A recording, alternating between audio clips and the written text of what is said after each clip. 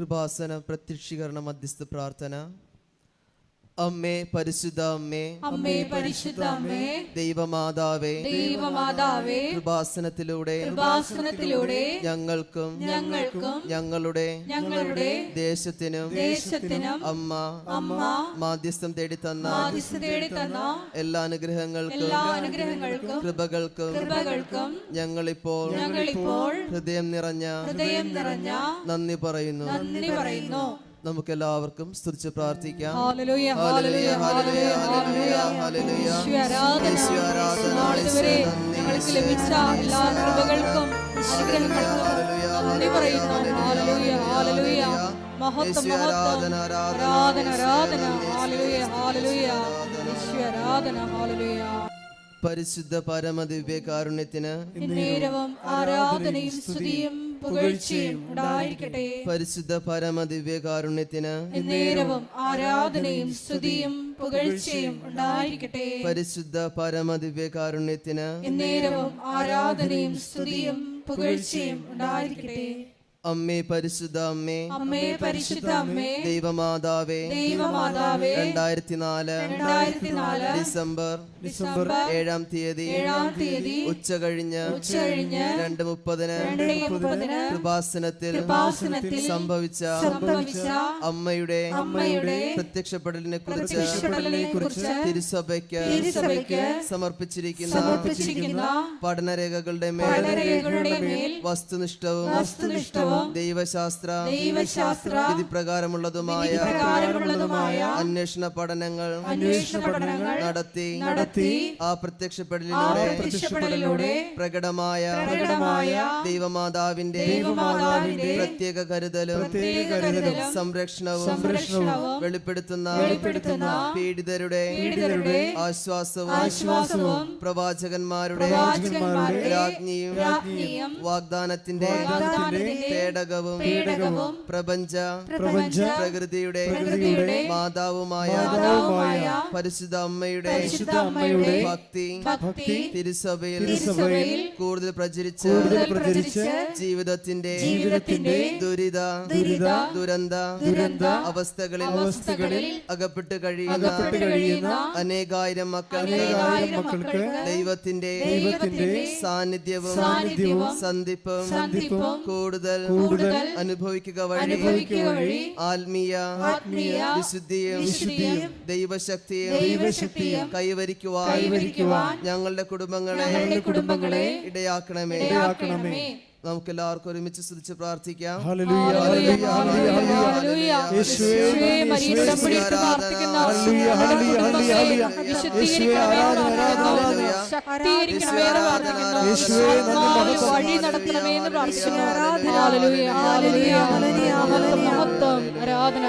പരിശുദ്ധ പരമദിവ്യകാരുണ്യത്തിന് ആരാധനയും സ്തുതിയും പുകഴ്ചയും ഉണ്ടായിരിക്കട്ടെ. പരിശുദ്ധ പരമദിവ്യകാരുണ്യത്തിന് ആരാധനയും സ്തുതിയും പുകഴ്ചയും ഉണ്ടായിരിക്കട്ടെ. പരിശുദ്ധ പരമദിവ്യകാരുണ്യത്തിന് എന്നേരവും ആരാധനയും സ്തുതിയും പുകഴ്ചയും ഉണ്ടായിരിക്കട്ടെ. അമ്മേ പരിശുദ്ധ അമ്മേ, അമ്മേ പരിശുദ്ധ അമ്മേ, ഭൂസ്വർലോകങ്ങളുടെ രാജ്ഞിയായ അങ്ങേക്ക് ഭൗമ സംരക്ഷണത്തിനായി പ്രപഞ്ച പ്രകൃതിയെ തന്നെ തിരുസഭ പ്രതിഷ്ഠിക്കുവാൻ ഈ പ്രത്യക്ഷീകരണം വഴി ഇടയാക്കണമേ. പരിശുദ്ധ അമ്മേ, ജപമാല മാതാവേ, സകല കൃപാസന പ്രാർത്ഥനകളോട് ചേർത്ത് ഞങ്ങളിപ്പോൾ പ്രാർത്ഥിക്കുന്ന ഈ കുടുംബത്തിന്റെ പ്രത്യേക നിയോഗം പരിശുദ്ധ മാതാവിന്റെ സന്നിധിയിൽ അണഞ്ഞിരിക്കുന്ന നമ്മൾ ഓരോരുത്തരുടെയും എല്ലാവിധമായ ആവശ്യങ്ങളെയും പരിശുദ്ധ മാതാവിന്റെ സാന്നിധ്യത്തിൽ മാതാവിനോട് ചേർത്ത് വെച്ചുകൊണ്ട് നമ്മുടെ തമ്പുരാനായ യേശുവിൻ്റെ മുമ്പിൽ എല്ലാ ആവശ്യങ്ങളെയും സമർപ്പിക്കാം. അവിടുത്തെ സംരക്ഷണവും കരുതലും എന്നും എപ്പോഴും ഈ ദേവാലയത്തിൽ ഒത്തുകൂടിയിരിക്കുന്ന എല്ലാവരുടെയും മേൽ ഉണ്ടാകുവാനും ഞങ്ങളുടെ എല്ലാ ആവശ്യങ്ങളിലും അവിടുത്തെ കടന്നുവരവ് ഉണ്ടാകുവാനായിട്ട് നമുക്ക് പ്രാർത്ഥിക്കാം. ജീവിതത്തിലൂടെ കടന്നു പോകുന്ന എല്ലാ ബുദ്ധിമുട്ടുകളെയും പരിസ്ഥിതി മാതാവിൻ്റെ കരങ്ങളോട് ചേർത്ത് വെച്ചുകൊണ്ട് നമ്മുടെ തമ്പുരാന്റെ മുമ്പിൽ ഹൃദയം കൊണ്ട് നമുക്ക് ഏറ്റുപറഞ്ഞ് പ്രാർത്ഥിക്കാം.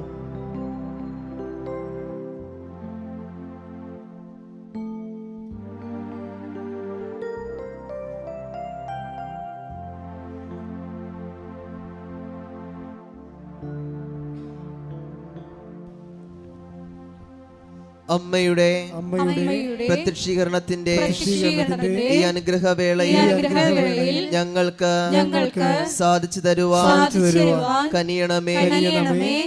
ആമേൻ. നമുക്ക് എല്ലാവർക്കും ഈശോയെ സ്തുതിച്ച് പ്രാർത്ഥിക്കാം. ആരാധന ആരാധന ആരാധന ഹല്ലേലൂയ ഹല്ലേലൂയ ഹല്ലേലൂയ. യേശു ആരാധന ആരാധന ആരാധന ഹല്ലേലൂയ ഹല്ലേലൂയ ഹല്ലേലൂയ ആരാധന ഹല്ലേലൂയ ഹല്ലേലൂയ ഹല്ലേലൂയ. മഹത്വം മഹത്വം ആരാധന ആരാധന ഹല്ലേലൂയ ഹല്ലേലൂയ ഹല്ലേലൂയ. എഴുന്നേറ്റ് നിന്നുകൊണ്ട് കൈകളടിച്ചുകൊണ്ട് പാടാം.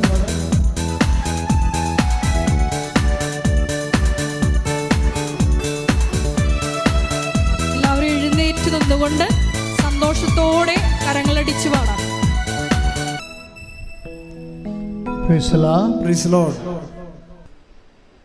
എൻ്റെ പ്രിയപ്പെട്ടവരെ,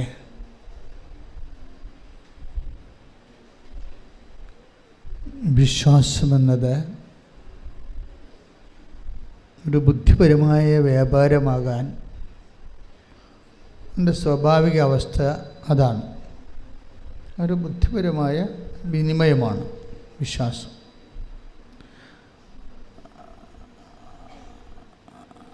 പല കേവല വിശ്വാസങ്ങളുടെയും സ്ഥിതി അതാണ്. അതൊരു ബുദ്ധിപരമായ വിനിമയമായിരിക്കും, പക്ഷെ അത് ഫ്രൂട്ട്ഫുള്ളാകത്തില്ല, വർക്കൗട്ട് ചെയ്യത്തില്ല. ഉടമ്പടിയിൽ നമ്മൾ ചെയ്യുന്നത് വിശ്വാസം എന്ന കേവല ബുദ്ധിപരമായ വിനിമയത്തെ കൺവേർട്ട് ചെയ്യും. എങ്ങനെ കൺവേർട്ട് ചെയ്യും? ഒരു ദൈവസ്നേഹത്തിൻ്റെ എക്സ്പ്രഷൻസാക്കി മാറ്റും. ദൈവസ്നേഹത്തിൻ്റെ പ്രകടനങ്ങൾ. നിങ്ങളെപ്പോഴും ശ്രദ്ധിക്കേണ്ടത്, വിശ്വാസ വളർച്ചയിൽ നിങ്ങൾ ബുദ്ധിപരമായ വിനിമയം, ഒരു ഇൻ്റലക്ച്വൽ കൺവിക്ഷൻ നമുക്ക് തരും. ദൈവം ഏത് കാലത്ത് ഏത് സമയത്തും എന്നെ സഹായിക്കും, ഞാൻ ദൈവത്തിനെ ആശ്രയിക്കുന്നുണ്ട്. ഇല്ലെങ്കിൽ അതിനേക്കാൾ താഴ്ന്ന് ഞങ്ങളുടെ നാട്ടിലും മാതാവില്ലേ, അങ്ങനെ കുറേ സാക്ഷ്യങ്ങൾ വരുന്നുണ്ട്. ഞങ്ങളുടെ നാട്ടിലും മാതാവുണ്ടല്ലോ, പിന്നെ എന്തിനാണ് കെട്ടിയെടുത്ത് ആലപ്പുഴ പോണത് എന്നങ്ങനെ ചെയ്യുന്നു. അപ്പോൾ അതൊരു കേവല വിശ്വാസമാണ്. കേവല വിശ്വാസം ഉള്ള പ്രശ്നം, ഇപ്പം നിങ്ങളുടെ നാട്ടിൽ നിങ്ങൾ നിന്നാലും ഇവിടെ നിന്നാലും കേവല വിശ്വാസക്കാർക്ക്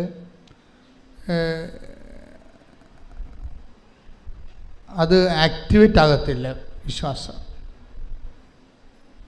നമ്മൾ റീചാർജ് ചെയ്യാം, പക്ഷേ ആക്ടിവേറ്റ് ആകുന്നത് വേറെ ഒരു ഫങ്ഷനാണ് അല്ലേ. മൊബൈലിൽ നമുക്ക് റീചാർജ് ചെയ്യാൻ പറ്റും, പക്ഷേ ആക്ടിവേറ്റ് ആകുന്നത് വേറെ ഒരു ഫങ്ഷനാണ്. അതുപോലെ വി ക്യാൻ ഹാവ് ഫെയ്ത്ത്, പക്ഷെ ആ ഫെയ്ത്ത്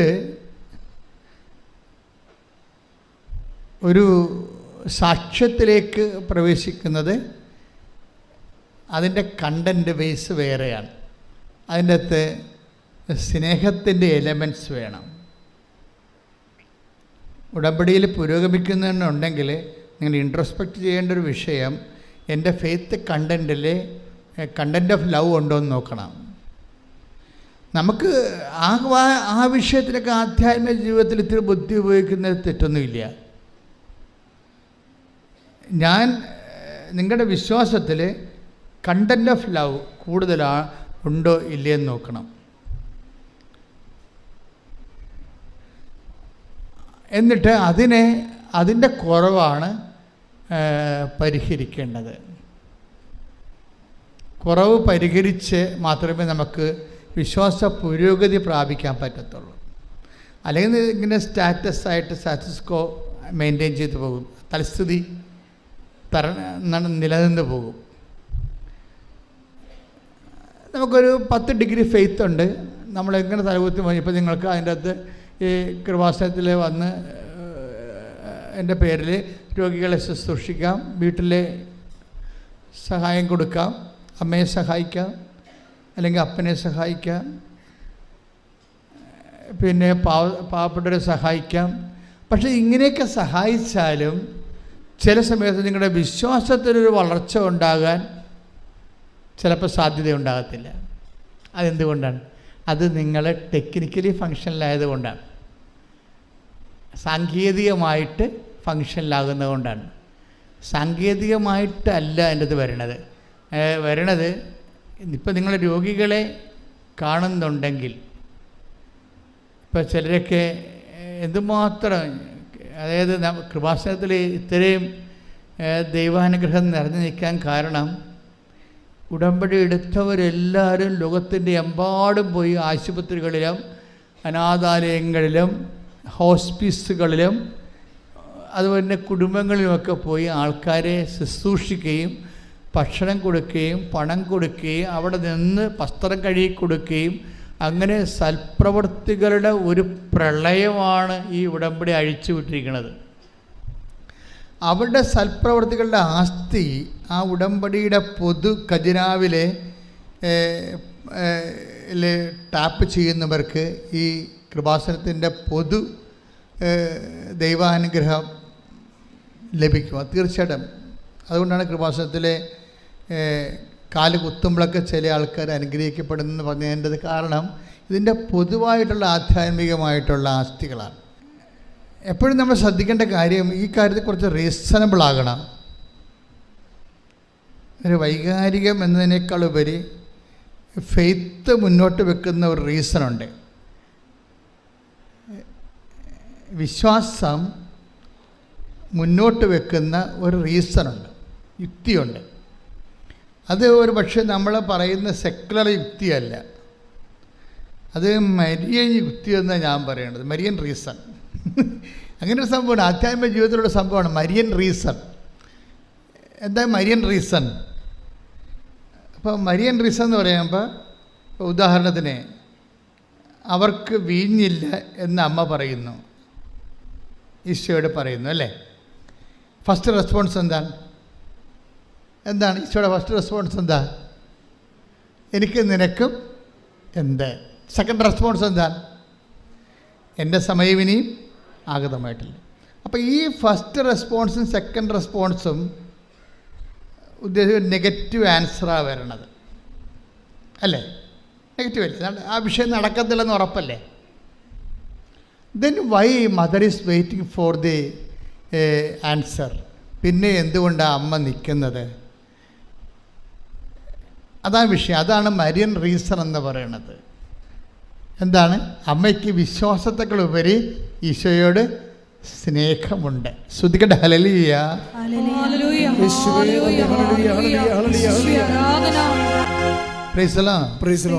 ഇത്രയും നേരം ഈശോ പറഞ്ഞതിൽ നിന്ന് എന്ത് മനസ്സിലായി?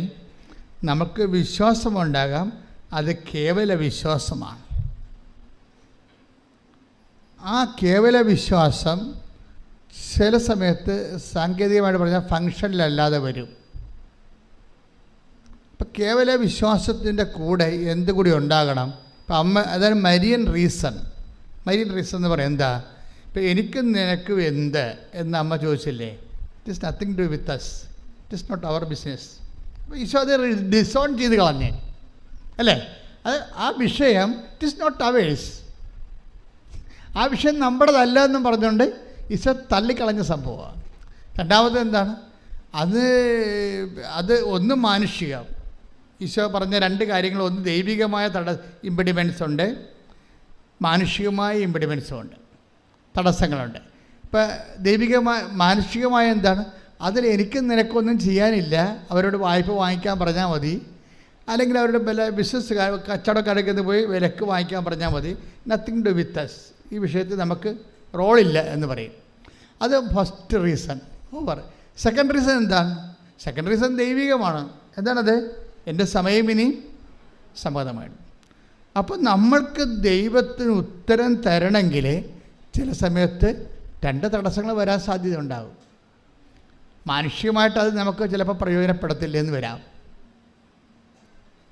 ചിലപ്പോൾ ദൈവികമായിട്ടും അത് നമുക്ക് തരാനുള്ള തടസ്സങ്ങളുണ്ടാകാം.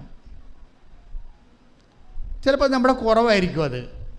ദൈവികമായിട്ടൊരു അനുഗ്രഹം കിട്ടുന്നതിനുള്ള മെറിറ്റ് ചിലപ്പോൾ നമുക്ക് ഉണ്ടാകത്തില്ല. അതാണ് നമ്മുടെ കുറവായിട്ട് വരാൻ സാധ്യത. അപ്പോൾ ഈ 2 പ്രശ്നങ്ങളുണ്ട്. ഇതെല്ലാം ഇപ്പം നിങ്ങൾ ഉടമ്പടി വച്ചിരിക്കുന്ന എല്ലാ വിഷയങ്ങൾക്കും ഇത് 2ഉം ബാധകമാണ്. ചിലപ്പോൾ അത് മാനുഷികമായ തടസ്സം ഉണ്ടാകും, ചിലപ്പോൾ ദൈവികമായ തടസ്സമുണ്ടാകും. എന്നിട്ട് നമ്മൾ ഈ മാനുഷികമായ തടസ്സമുള്ള വിഷയം, ഇപ്പം നിങ്ങളുടെ ജപ്തി നടപടി, അല്ലെങ്കിൽ നിങ്ങളുടെ കല്യാണം വെക്കണില്ല, അല്ലെങ്കിൽ നിങ്ങളുടെ മക്കളെ നിങ്ങൾക്ക് കിട്ടണില്ല, ജോലി കിട്ടണില്ല, ജോലി സ്ഥലത്തെ പ്രശ്നം, നിങ്ങൾക്ക് PR ആകുന്നില്ല, പെൻഷൻ കിട്ടിയിട്ട് അംഗീകരിച്ചിട്ട് നിങ്ങൾക്ക് കിട്ടണില്ല, ഇങ്ങനെ എന്തെല്ലാം പ്രശ്നമാണ്, ഇല്ലായ്മയെല്ലാം ഉള്ളത്. അതല്ല, ഈ പ്രശ്നങ്ങളെല്ലാം എന്തിൻ്റെങ്കിലും ഒരു ആബ്സെൻസാണ്. പ്രശ്നങ്ങളെല്ലാം എന്തിൻ്റെ ആബ്സെൻസ് ആകും? പ്രശ്നങ്ങളെല്ലാം നമുക്കുണ്ടാകുന്ന പ്രശ്നങ്ങൾ, ജപ്തി ആയാലും എന്ത് സംഭവമായാലും എല്ലാ പ്രശ്നങ്ങളും എന്തിൻ്റെങ്കിലും ഒരു ആബ്സെൻസാണ്, എന്തെങ്കിലും ഒരു പോരായ്മയാണ്. ഇപ്പോൾ രോഗമാണത് ആരോഗ്യത്തിൻ്റെ പോരായ്മ, ഇല്ലായ്മയാണല്ലോ. ഇതിനെ എല്ലാത്തിനും ഇങ്ങനെ പ്രശ്നങ്ങളെല്ലാം ഇല്ലായ്മ എന്നുള്ള രീതിയിലാണ് ബൈബിൾ അപ്രോച്ച് ചെയ്യണത്. ദാറ്റ് മീൻസ് ബൈബിൾ ഇല്ല എന്ന് പറഞ്ഞാൽ എൻ്റെ അർത്ഥം മെരിറ്റ് ഇല്ലെന്ന് എൻ്റെ അർത്ഥം. ബൈബിളിൻ്റെ രീതിയാണല്ലോ പറയേണ്ടത്. ഒരു ഇല്ലായ്മ. ഇപ്പോൾ അമ്മ എന്താ പറയണത്? അവർക്ക് വീഞ്ഞ് ഇല്ല.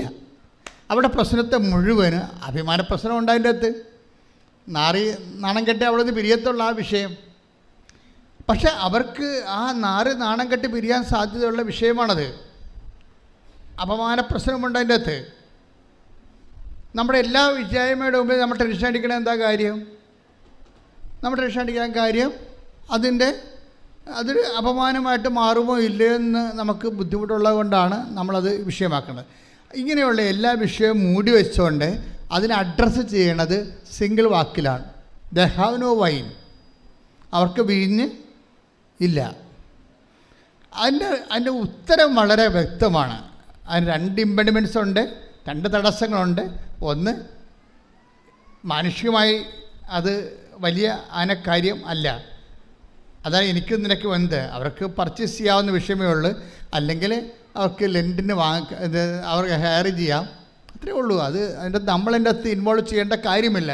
It is none of our business എന്ന രീതിയിലാണ് അതിൻ്റെ ഫസ്റ്റ് ആൻസർ വരണത്. സെക്കൻഡ് ആൻസർ എന്താ വരണത്? സെക്കൻഡ് ആൻസർ വരണത് എൻ്റെ സമയം ഇനി സമാഗതമായി ദൈവികമായ തടസ്സങ്ങളാണ്ട് വേണം. ദൈവികമായി നീ അത് നിനക്ക് സ്വീകരിക്കാനുള്ള സമയമായിട്ടില്ല. ഈ അനുഗ്രഹം ഭൗതികമാണ്, പക്ഷേ ദൈവികമായിട്ട് നിനക്കത് സ്വീകരിക്കാനുള്ള സമയമായിട്ടില്ല. അപ്പോൾ ഇങ്ങനെ 2 ഇമ്പഡിമെൻറ്റ്സ് വന്ന സ്വാഭാവികമായിട്ട് എന്താ പറയേണ്ടത്? ആ ഒരു പ്രെയറിനോട് ഗുഡ് ബൈ പറഞ്ഞ് ബുദ്ധിയും ബോധമുള്ളവർ പോകും. പക്ഷേ എന്തുകൊണ്ട് മറിയം എന്താ ചെയ്യണത്? മറിയം അതിനെ വെയിറ്റ് ചെയ്യാൻ, എന്നിട്ട് മറിയം അതിനെ പരിശുദ്ധാത്മാവിൻ്റെ നിറവിൽ ഒരു പുതിയ പോംവഴി കണ്ടുപിടിക്കുകയാണ്. എന്താണ് അത്? കവനൻ്റൽ ഫോർമുലയാണ് അവിടെ ഉപയോഗിക്കുന്നത്. നമുക്കിത് ഇപ്പോൾ ഈ കാലങ്ങളിലല്ലേ മനസ്സിലായത്.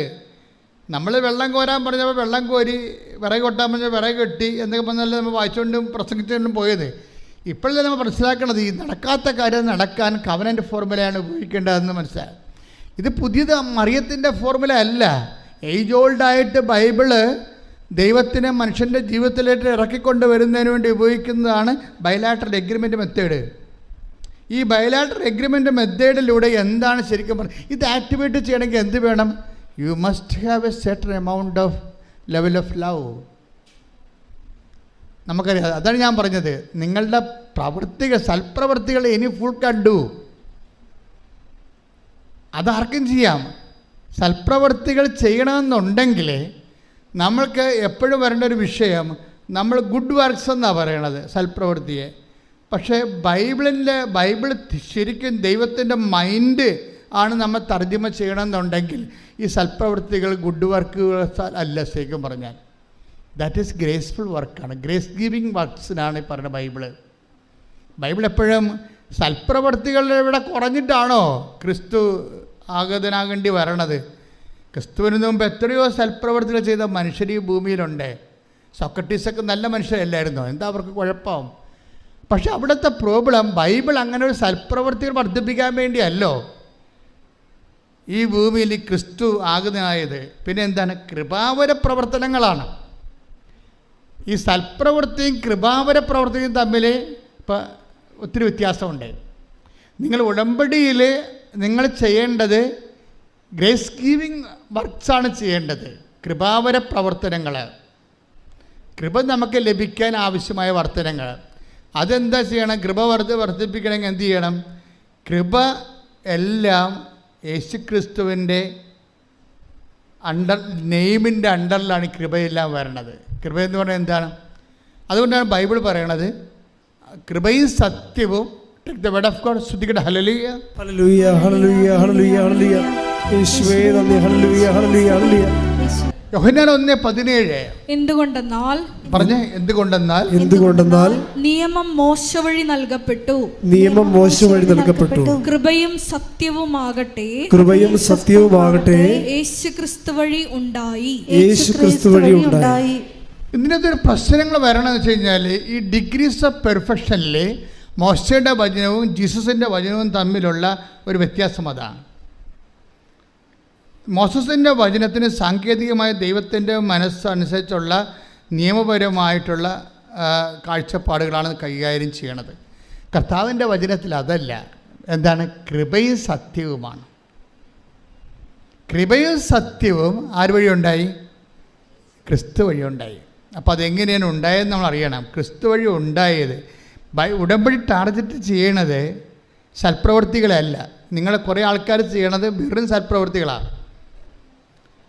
വെറും സൽപ്രവൃത്തികളെന്ന് വെച്ച് കഴിഞ്ഞാൽ ഇവിടുന്ന് കുറേ കാര്യങ്ങൾ പറഞ്ഞിട്ടുണ്ട്, അതനുസരിച്ച് കൊണ്ട് രോഗികളെ കാണുന്നു. കഴിഞ്ഞ ദിവസം ഞാൻ ഒരു സാക്ഷ്യം പറഞ്ഞത്, ഞാൻ ഓൾഡ് ഏജിൽ ഹോമിൽ പോയി ഒരു ദിവസം മുഴുവൻ നിന്ന് അവിടുത്തെ ഉടുപ്പെല്ലാം അലക്കി കൊടുത്തെന്നാണ്. പിന്നെ വേറൊരു ചേച്ചി സാക്ഷ്യം പറഞ്ഞത്, ഞാൻ ഓൾഡ് ഏജ് ഹോമിൽ പോയി നഖം വെട്ടി കൊടുത്തെന്ന് പറഞ്ഞു. It's okay, you are doing all this kind of things. ഇതെല്ലാം നല്ല സന്തോഷത്തോടെ ചെയ്യുന്നുണ്ട്, സന്തോഷമുണ്ട്, നന്ദിയുണ്ട്. പക്ഷേ ഇതെല്ലാം സൽപ്രവൃത്തികളാണ്. ഈ സൽപ്രവൃത്തികളിൽ നിന്ന് നമുക്ക് കൃപ ഡ്രോൺ ചെയ്യണമെന്നുണ്ടെങ്കിൽ നിങ്ങൾക്ക് വേറെ ഒരു കാര്യം കൂടി വേണം. എന്താ വേണ്ടത്? കൃപ. സൽപ്രവൃത്തികളിത് ഈ നിങ്ങൾ ചെയ്ത കാര്യങ്ങളെ ക്രിസ്തുവിനെ മാറ്റി നിർത്തിയും ചെയ്യാൻ പറ്റും. ലോകത്ത് എന്തുമാത്രം ആൾക്കാർ ചെയ്യുന്നുണ്ട് ഇല്ലേ? റോട്ടറി ക്ലബ്ബുകാരെ കണ്ണ് വരെ വെച്ച് കൊടുക്കുന്നുണ്ട് ഇല്ലേ? അപ്പോൾ അങ്ങനെ എന്തോ ക്ലബ്ബുകാർ ചെയ്യുന്നുണ്ട്. നാട്ടിൽ എന്തുമാത്രം അയൽക്കൂട്ടങ്ങളും അതുപോലെ തന്നെ പല പലതരമുള്ള പാർട്ടി സംഘങ്ങളും ഒക്കെ പല കാര്യങ്ങളും മനുഷ്യർക്ക് വേണ്ടി ചെയ്യുന്നുണ്ട്. ഇതെല്ലാം സൽപ്രവൃത്തികളാണ്. പക്ഷേ ഒരു ക്രൈസ്റ്റ് സെൻട്രിക് ആയിട്ടുള്ള ഒരു ആധ്യാത്മികത ചര്യം അനുവർത്തിക്കുന്നവരെ കേവലം സൽപ്രവൃത്തികളല്ല നമ്മൾ ലക്ഷ്യം വെക്കുന്നത്, കൃപാവര പ്രവൃത്തികളാണ്. എന്താ കാര്യം? കൃപയും സത്യവും അവൻ വഴി ഉണ്ടായി. അപ്പം കൃപാവര സത്യങ്ങൾ, കൃപാവര പ്രവൃത്തികൾ ചെയ്യാൻ, ഇപ്പം സൽപ്രവൃത്തികളും കൃപാവര പ്രവൃത്തികളും നമ്മൾ വ്യത്യാസം എന്താ? സൽപ്രവൃത്തികൾ മനുഷ്യൻ്റെ പേരിലാണ് ചെയ്യണത്. ചിലർ നല്ല പേരെടുക്കാൻ ചെയ്യും, ചിലർ കൂടുതൽ വോട്ട് കിട്ടാൻ വേണ്ടി ചെയ്യും, ചിലത് ജനകീയ അടിത്തറ ഉണ്ടാക്കാൻ വേണ്ടി ചെയ്യും, ചിലത് അവിടെ കള്ളത്തരങ്ങളെ പുറത്തറിയപ്പെടുക, അവിടെ ഒരു പുതിയൊരു ഫേസ് കാണിക്കാൻ വേണ്ടി സമൂഹത്തിന് വേറൊരു സംഭവം, അങ്ങനെ ഓരോരോ ലക്ഷ്യങ്ങളാണ് ഈ സൽപ്രവൃത്തികൾക്കുള്ളത്. പക്ഷേ കൃപാവര പ്രവൃത്തി അതല്ല. കൃപാവര പ്രവൃത്തി എന്ന് പറയണത് ക്രിസ്തുവിൻ്റെ നാമത്തിൽ ക്രിസ്തുവിന് വേണ്ടി മാത്രം മഹത്വം കൊടുത്തുകൊണ്ട് ചെയ്യണതാണ്. ക്രിസ്തുവിൻ്റെ നാമത്തിൽ ചെയ്യണം. അതിൻ്റെ 10% ഗ്ലോറി ക്രിസ്തുവിന് മാത്രമാണ്. അതുകൊണ്ടാണ് ബൈബിൾ പറയണത് വലത് കൈ ചെയ്യണത് ഇടത് കൈ അറിയരുത്. മനുഷ്യൻ അറിയരുതെന്നായി പറയണത്.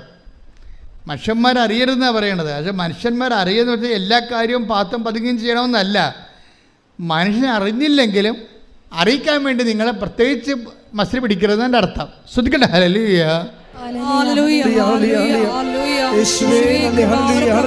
ചെയ്ത് നിന്റെ മഹത്വത്തിൽ പങ്കുകാരാകുവാൻ ഈ ആരാധനയിലൂടെ ഞങ്ങളെ അഭിഷേകം ചെയ്യണമേ.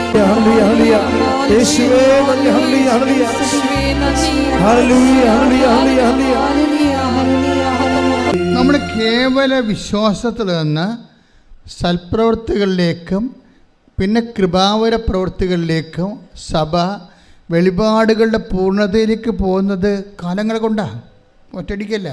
ആദ്യകാലങ്ങളിൽ സഭയ്ക്ക് തോന്നിയത് കേവല വിശ്വാസം മാത്രം മതി എന്നാണ് തോന്നിയത്. ക്രിസ്തുവിലുള്ള കേവല വിശ്വാസം മാത്രം മതി. ഒരു മനുഷ്യന് അവന് റൈച്ചസ് ആകാൻ പറ്റും, നീതീകരിക്കപ്പെടാൻ പറ്റും. ഇപ്പം റോമ 3:28 എടുത്ത് സ്തുതിക്കട്ടെ. ഹല്ലേലൂയ ഹല്ലേലൂയ ഹല്ലേലൂയ ഹല്ലേലൂയ ഹല്ലേലൂയ. യേശുവേ നന്ദി, യേശുവേ സ്തുതി. ഹല്ലേലൂയ. റോമ 3:28 എന്തെന്നാൽ നിയമാനുഷ്ഠാനം കൂടാതെ തന്നെ വിശ്വാസത്താൽ മനുഷ്യൻ നീതീകരിക്കപ്പെടുന്നു എന്ന് നാം അനുമാനിക്കുന്നു. അപ്പം ആദ്യകാലങ്ങളിലുള്ള കൺസെപ്റ്റ് വിശ്വാസം, ക്രിസ്തു എനിക്ക് വേണ്ടി പീഡ അനുഭവിച്ചു, എൻ്റെ പാപത്തിന് പരിഹാരം ചെയ്തു ക്രിസ്തു.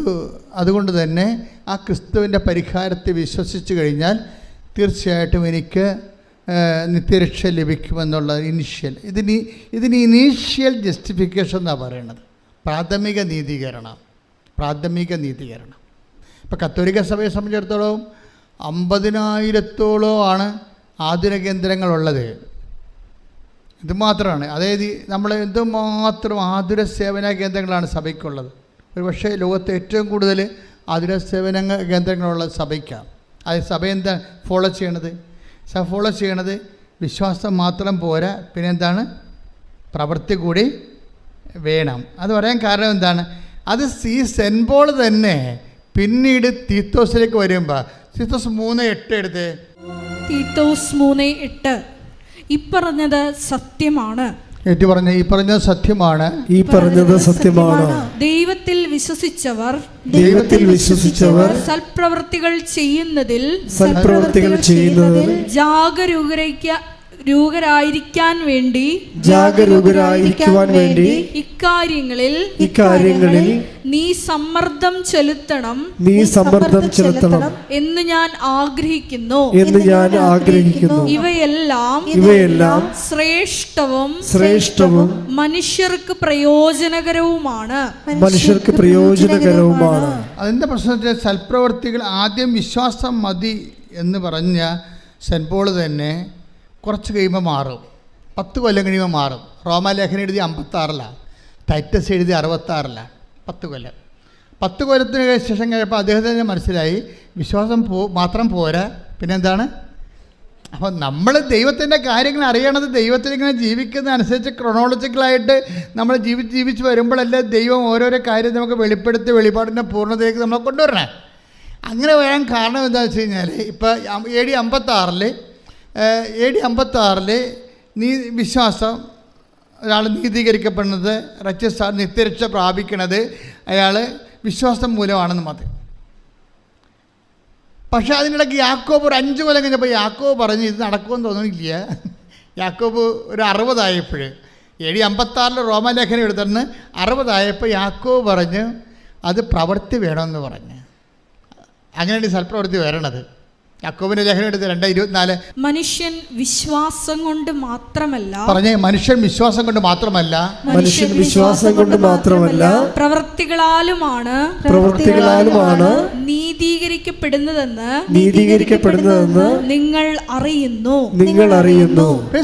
56-ലെ AD 54 കർത്താവ് മരിച്ച് 56 വർഷം കഴിഞ്ഞപ്പോഴാണ് കേവലമായിട്ട് പറയാം.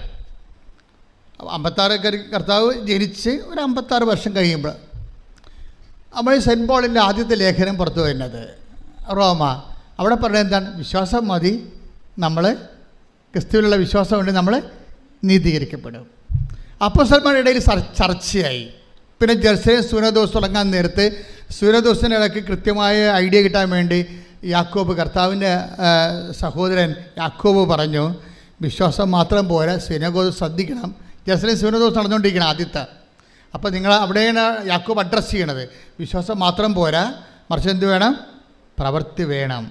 യാക്കോബിൻ്റെ ഈ ലേഖനമാണ് ലോകത്തെ മാറ്റിക്കളഞ്ഞത്.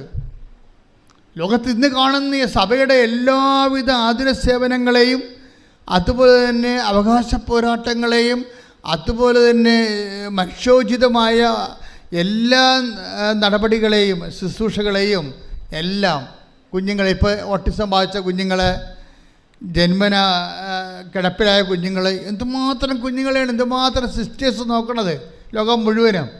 അതെല്ലാം കാര്യം ഈ യാക്കോബിൻ്റെ ലേഖനമാണ്. യാക്കോബിൻ്റെ ലേഖനം എന്ന് പറയുന്നത് വല്ലാത്തൊരു ലേഖനമായിപ്പോയി. അപ്പോൾ അത് സെൻറ്റ് പോൾ പറഞ്ഞതിന് ശേഷം സെൻറ്റ് പോൾ കർത്താവിനെ കണ്ടിട്ടില്ലല്ലോ, അതാണ് പ്രശ്നം. അതിനുശേഷം പക്ഷെ കർത്താവിൻ്റെ കൂടെ നടന്ന ആളാണ് യാക്കോബ്. യാക്കോബ് കർത്താവിന് മൈൻഡ് റീഡ് ചെയ്തേച്ച് പറഞ്ഞ് പ്രവൃത്തിയില്ലാതെ വിശ്വാസം നീതീകരിക്കപ്പെടത്തില്ല എന്ന് പറയും. ജസ്റ്റിഫൈ ആകത്തില്ല. നിത്യരക്ഷ പ്രാപിക്കണ പ്രവൃത്തി വേണം. അതുകൊണ്ട് യാക്കോബ് 5 കൊല്ലം സെൻറ്റ് പോളിൻ്റെ ലേഖനം കഴിഞ്ഞ് 5 കൊല്ലം കഴിഞ്ഞപ്പോൾ 60 പറയും. അതൊന്നിട്ട് വായിച്ച് യാക്കോബ് 2:24 ശ്രുതികണ്ട ഹല്ലേലൂയ. വിശ്വാസം കൊണ്ട് മാത്രമല്ല, പറഞ്ഞേ, വിശ്വാസം കൊണ്ട് മാത്രമല്ല പ്രവൃത്തികളാലുമാണ് നീതീകരിക്കപ്പെടുന്നതെന്ന് നിങ്ങൾ അറിയുന്നു. അപ്പോൾ ജെറുസലേം സൂനദോസിൽ നിലപാട് കൃത്യമായി. അപ്പോൾ യാക്കോബ് പൗലോസ് അപ്പോസ്തലനും മനസ്സിലായി സഭയുടെ കറക്റ്റ് നിലപാട്. അപ്പോൾ പൗലോസ് അപ്പോസ്തലനും മനസ്സിലായി പ്രവൃത്തിയാണ് മൂലമാണ് വിശ്വാസം നീതീകരിക്കപ്പെടുന്നത്. അപ്പോൾ പിന്നീട് 5 കൊല്ലം കഴിഞ്ഞപ്പോഴാണ് ടൈറ്റസൻ ലേഖനം എഴുതുന്നത്. 5 കൊല്ലം കഴിയുമ്പോൾ ടൈറ്റസൻ ലേഖനം എഴുതുമ്പോൾ, തീത്തോസിൻ്റെ ലേഖനം എഴുതുമ്പോൾ സെൻറ്റ് പോൾ പറയും, എന്താ പറഞ്ഞിരിക്കുന്നത്? 3:8 ശ്രുതികട ഹല്ലേലൂയ.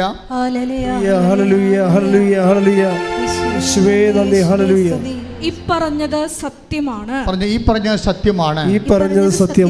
ദൈവത്തിൽ വിശ്വസിച്ചവർ സൽപ്രവൃത്തികൾ ചെയ്യുന്നതിൽ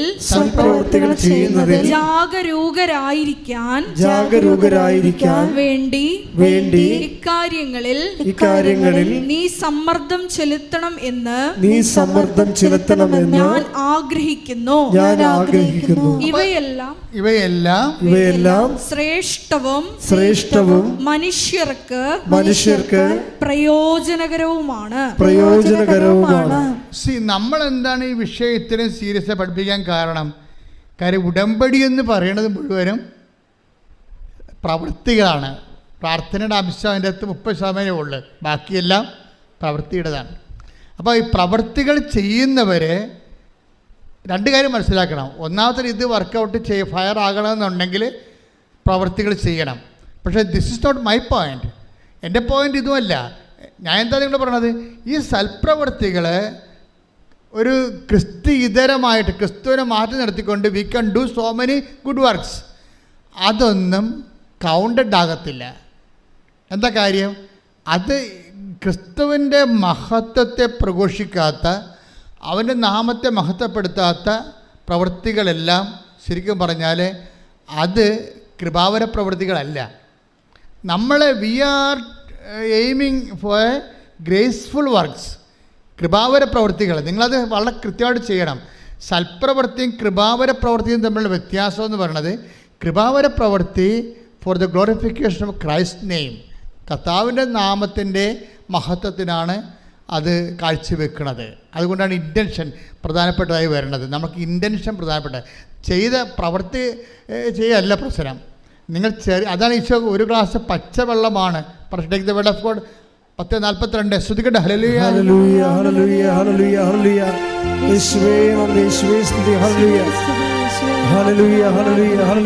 മത്തായി 10:42 ഈ ചെറിയവരിൽ ഒരുവന് ഈ ചെറിയവരിൽ ഒരുവന് ശിഷ്യന് എന്ന നിലയിൽ ഒരു പാത്രം വെള്ളമെങ്കിലും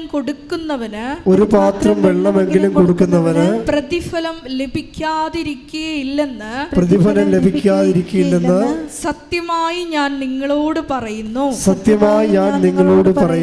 ഇവിടെ പ്രശ്നം എന്തുമാത്രം വലിയ കാര്യങ്ങൾ ചെയ്തു എന്നല്ല, ചെറിയ കാര്യങ്ങൾ പോലും ചെയ്താൽ അത് കൗണ്ടാകണത് അത് കൃപാവര പ്രവൃത്തി ആയതുകൊണ്ടാണ്. മനസ്സിലായോ?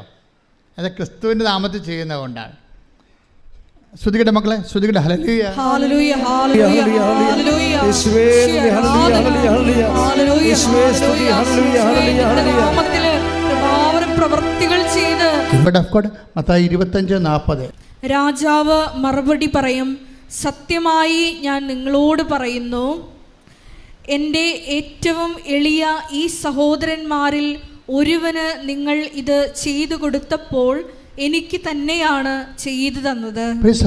ഇതിന് വരുന്ന വിഷയം ഈ കൃപാവര പ്രവൃത്തി എങ്ങനെ ചെയ്യണത്, അതാണ് 25:40. ആ വചനം ഒന്ന് വായിച്ചേ. മത്തായി സുവിശേഷം. സത്യമായി ഞാൻ നിങ്ങളോട് പറയുന്നു, സത്യമായി ഞാൻ നിങ്ങളോട് പറയുന്നു, എൻ്റെ ഏറ്റവും എളിയ ഈ സഹോദരന്മാരിൽ ഒരുവന്, എൻ്റെ ഏറ്റവും ചെറിയ സഹോദരന്മാരിൽ ഒരുവന് നിങ്ങൾ ഇത് ചെയ്തു കൊടുത്തപ്പോൾ എനിക്ക് തന്നെയാണ് ചെയ്തു തന്നത്. അപ്പൊ ഇതാണ് കൃപാവര പ്രവൃത്തി എന്ന് പറയണത്. എന്താ വെച്ച് കഴിഞ്ഞാൽ ക്രിസ്തുവിന് തന്നെ നമ്മൾ ചെയ്തു കൊടുക്കുകയാണ് ഡയറക്റ്റായിട്ട്. അതെങ്ങനെയാണ്? ക്രിസ്തുവിൻ്റെ നാമത്തിൽ ആണ് നമ്മൾ ഏറ്റവും എളിയ സഹോദരന് ചെയ്ത് കൊടുക്കുന്നത്. ഇതിനകത്ത് എന്താ നമുക്ക് വേണ്ടത്? 2 കാര്യങ്ങൾ വേണം. എന്ത് വേണം? ക്രിസ്തുവിനോടുള്ള സ്നേഹം വേണം, ആ സഹോദരനോടുള്ള സ്നേഹം വേണം. 2 സംഭവം വേണം. വിശ്വാസം മാത്രം പോരാ. 2 കാര്യം. കൃപാവര പ്രവർത്തിക്ക് 2 കാര്യം വേണം. എന്തൊക്കെ വേണം? ഒന്ന്, ക്രിസ്തുവിനോടുള്ള സ്നേഹം വേണം. രണ്ടാമത്തത് സഹോദര സ്നേഹം. നിങ്ങൾക്ക് എന്താ സംഭവിച്ചിട്ടുണ്ട്? നിങ്ങൾക്ക് മാതാവിനോടാണ് കൂടുതൽ സ്നേഹം വേണ്ടത്. This is wrong. അല്ല, അതല്ല സംഭവം. അമ്മ എന്താ ചെയ്യണത്? ഇപ്പം അമ്മ ചെയ്തിരിക്കണത് അവൻ പറയണത് പോലെ ചെയ്യുക. അതാ പ്രശ്നം. ഈ ചെയ്ത്താണ് കൃപാവര പ്രവൃത്തി എന്ന് പറയണത്. ഇപ്പം എനിക്കും നിനക്കും എന്താ? എൻ്റെ സമയം ഇനിയും സമാഗതമായിട്ടില്ല. നമ്മുടെ പ്രശ്നങ്ങൾക്ക് വരാൻ പോകുന്ന വിഷയം ഒന്ന്, ദൈവത്തിന് അവിടെ റോളില്ല എന്നാണ്. നിനക്ക് ജോലി കിട്ടും, അതിനുശേഷം നീ കല്യാണം കഴിക്കും, നീ കുഞ്ഞുങ്ങളെ ജനിപ്പിക്കും, അവർ പഠിക്കും. ഞാനൊരു വീട്ടിൽ ചെന്നപ്പോൾ ഒരു ഞായറാഴ്ചയാണ് വീട്ടിൽ ചെന്നത്. ഒരു അത്യാവശ്യം ഒരു വിഷയം ഉണ്ടായ കാരണം ഞായറാഴ്ച എനിക്കൊരു വീട്ടിൽ പോകേണ്ടി വന്നു. അവിടെ ചെന്നപ്പോൾ അവിടുത്തെ 2 കുട്ടികളും കാറ്റഗിസത്തിന് പോയിട്ടില്ല അന്ന്. അപ്പോൾ എൻ്റെ സ്വഭാവത്തിന് പിന്നെ അവരുടെമായിട്ടുള്ള ബന്ധങ്ങളും കാര്യങ്ങളല്ല പ്രശ്നം. എനിക്ക് അവരുമായിട്ട് എൻ്റെ കാര്യം ചിലപ്പോൾ നടന്നില്ലല്ലോ. ഞാൻ ചോദിച്ചു, ഈ പിള്ളേരെന്താണ് കാറ്റഗിസിൽ പോകാത്തെന്ന് ചോദിച്ചു. നിങ്ങളൊരു വീട്ടിൽ ഉടമ്പടി എടുത്തവരാണ് നിങ്ങളെങ്കിൽ, നിങ്ങളൊരു വീട്ടിൽ ചെല്ലുമ്പോൾ ഒരു വീട്ടിൽ കാറ്റഗിസത്തിനും പോകാതെയോ കുർബാനയ്ക്ക് പോകാതെ ഒരു വ്യക്തി ഉണ്ടെങ്കിൽ, നിങ്ങൾ ദൈവസ്നേഹമുണ്ടെങ്കിൽ നിങ്ങൾ ചോദിക്കും. അല്ലെങ്കിൽ അവരെന്ത് വിചാരിക്കും, നമ്മളെന്തിനാണ് അവരുടെ കാര്യത്തിൽ ഇടപെടണമെന്ന് ചോദിക്കും. ഇതാണ് ഫസ്റ്റ് സ്റ്റെപ്പ്. ഒരു വ്യക്തിക്ക് ദൈവസ്നേഹമുണ്ടോ ഇല്ലേ എന്ന് അറിയണമെന്നുണ്ടെങ്കിൽ നമ്മൾക്ക് വലിയ കുഴപ്പമില്ല, പൊല്ലാപ്പില്ലാത്ത വിഷയങ്ങൾക്കൊക്കെ നമ്മൾ സേഫായിട്ട് നമ്മൾ ഡേഞ്ചർ സോണിൽ ഒരിക്കലും കളിക്കത്തില്ല, സേഫ് സോണിലേ കളിക്കത്തുള്ളൂ. അപ്പോൾ തന്നെ ദൈവത്തിന് അറിയാം. ദൈവത്തിന് നിങ്ങൾ എന്ത് പറഞ്ഞാലും കണ്ണിൽ പൊടിയിടാൻ പറ്റില്ല. കണ്ണിത്തിരി വലുതാണ്, അത്രേ കുഴപ്പമാണ്. നമുക്ക് ഇടണ പൊടിക്കൊരു കണക്കില്ലേ? ഇല്ലേ? നമുക്കിടാൻ ദൈവത്തിൻ്റെ കണ്ണിൽ പൊടിയിടാൻ പറ്റരുത്. കാര്യം ദൈവത്തിൻ്റെ കണ്ണിത്തിരി വലുതായിപ്പോയി. നമുക്ക് ഇടണ പൊടിക്കൊരു കണക്കോട്ടല്ല, അതല്ലേ പ്രശ്നം. അതുകൊണ്ട് എപ്പോഴും നമ്മൾ ശ്രദ്ധിക്കേണ്ട ഒരു വിഷയം വെച്ചാൽ, നിങ്ങൾ ആദ്യം തന്നെ ദൈവസ്നേഹം വർദ്ധിക്കാൻ വേണ്ടി പ്രാർത്ഥിക്കണം. 3:12 എടുത്ത് തെസ്സലോനിയൻസ് 1 തെസ്സലോനിക്ക 3:12. ഞങ്ങൾക്ക് നിങ്ങളോടുള്ള സ്നേഹം പോലെ, പറഞ്ഞേ, ഞങ്ങൾക്ക് നിങ്ങളോടുള്ള സ്നേഹം പോലെ നിങ്ങൾക്ക് തമ്മിൽ തമ്മിലും മറ്റെല്ലാവരോടുമുള്ള സ്നേഹം വളർന്ന് സമൃദ്ധമാകാൻ കർത്താവ് ഇടവരുത്തട്ടെ. ഇപ്പം ദൈവത്തിനൊരു റോളുണ്ട് ഇതിൻ്റെ അകത്ത്. നമുക്ക് ലവ് ഓഫ് ഗോഡ് ലെവൽ കുറവാണെങ്കിൽ നിങ്ങൾ അഡ്രസ്സ് ചെയ്യേണ്ടത് അതാണ്. എൻ്റെ IELTS പാസ്സാക്കണേ, എൻ്റെ IELTS പാസ്സാക്കി ജന്മം പ്രാർത്ഥിച്ചാൽ ദൈവത്തിന് അതുകൊണ്ട് പ്രയോജനമില്ല. ദൈവം പറയും എനിക്ക് നിനക്ക് എന്താ എന്ന് ചോദിക്കും. ഇതാണ് പ്രശ്നം. എൻ്റെ IELTS പാസ്സാക്കി എൻ്റെ വസ്തു വിൽക്കണേ, എൻ്റെ വസ്തു വിൽക്കണേ, എനിക്ക് കല്യാണം നടത്തണേ, എനിക്ക് കുഞ്ഞുങ്ങളുണ്ടാകണമെന്ന് പറഞ്ഞാൽ മാത്രം ഇരുന്ന ദൈവം ചോദിക്കുന്ന ചോദ്യം എന്താണ്? എനിക്ക് നിനക്കും എന്താ? ഇവിടെ എന്താ പ്രശ്നം വെച്ച് കഴിഞ്ഞാൽ ആദ്യം ലവ് ലെവൽ വർദ്ധിപ്പിക്കണം. ടെക്നിക്കലായിട്ടാണ് ഉടമ്പടി സമീപിക്കേണ്ടത്. ലവ് ലെവലിൽ അത് എന്തിനാണ്? ദൈവത്തോടുള്ള സ്നേഹം വേണം, നമുക്ക് പരസ്പര സ്നേഹം ഉണ്ടാകണം. അത് പിന്നെ എന്ത് ചെയ്യണം? പരസ്പര സ്നേഹം ഉണ്ടെന്നും പറഞ്ഞുകൊണ്ട് it is N on going process. എന്താ എഴുതിയിരിക്കണത്? വളർന്ന് ഞങ്ങൾക്ക് നിങ്ങളോടുള്ള സ്നേഹം പോലെ, എന്ന് പറഞ്ഞേ, ഞങ്ങൾക്ക് നിങ്ങളോടുള്ള സ്നേഹം പോലെ നിങ്ങൾക്ക് തമ്മിൽ തമ്മിലും മറ്റെല്ലാവരോടുമുള്ള സ്നേഹം വളർന്ന് സമൃദ്ധമാകാൻ കർത്താവ് ഇടവരുത്തട്ടെ.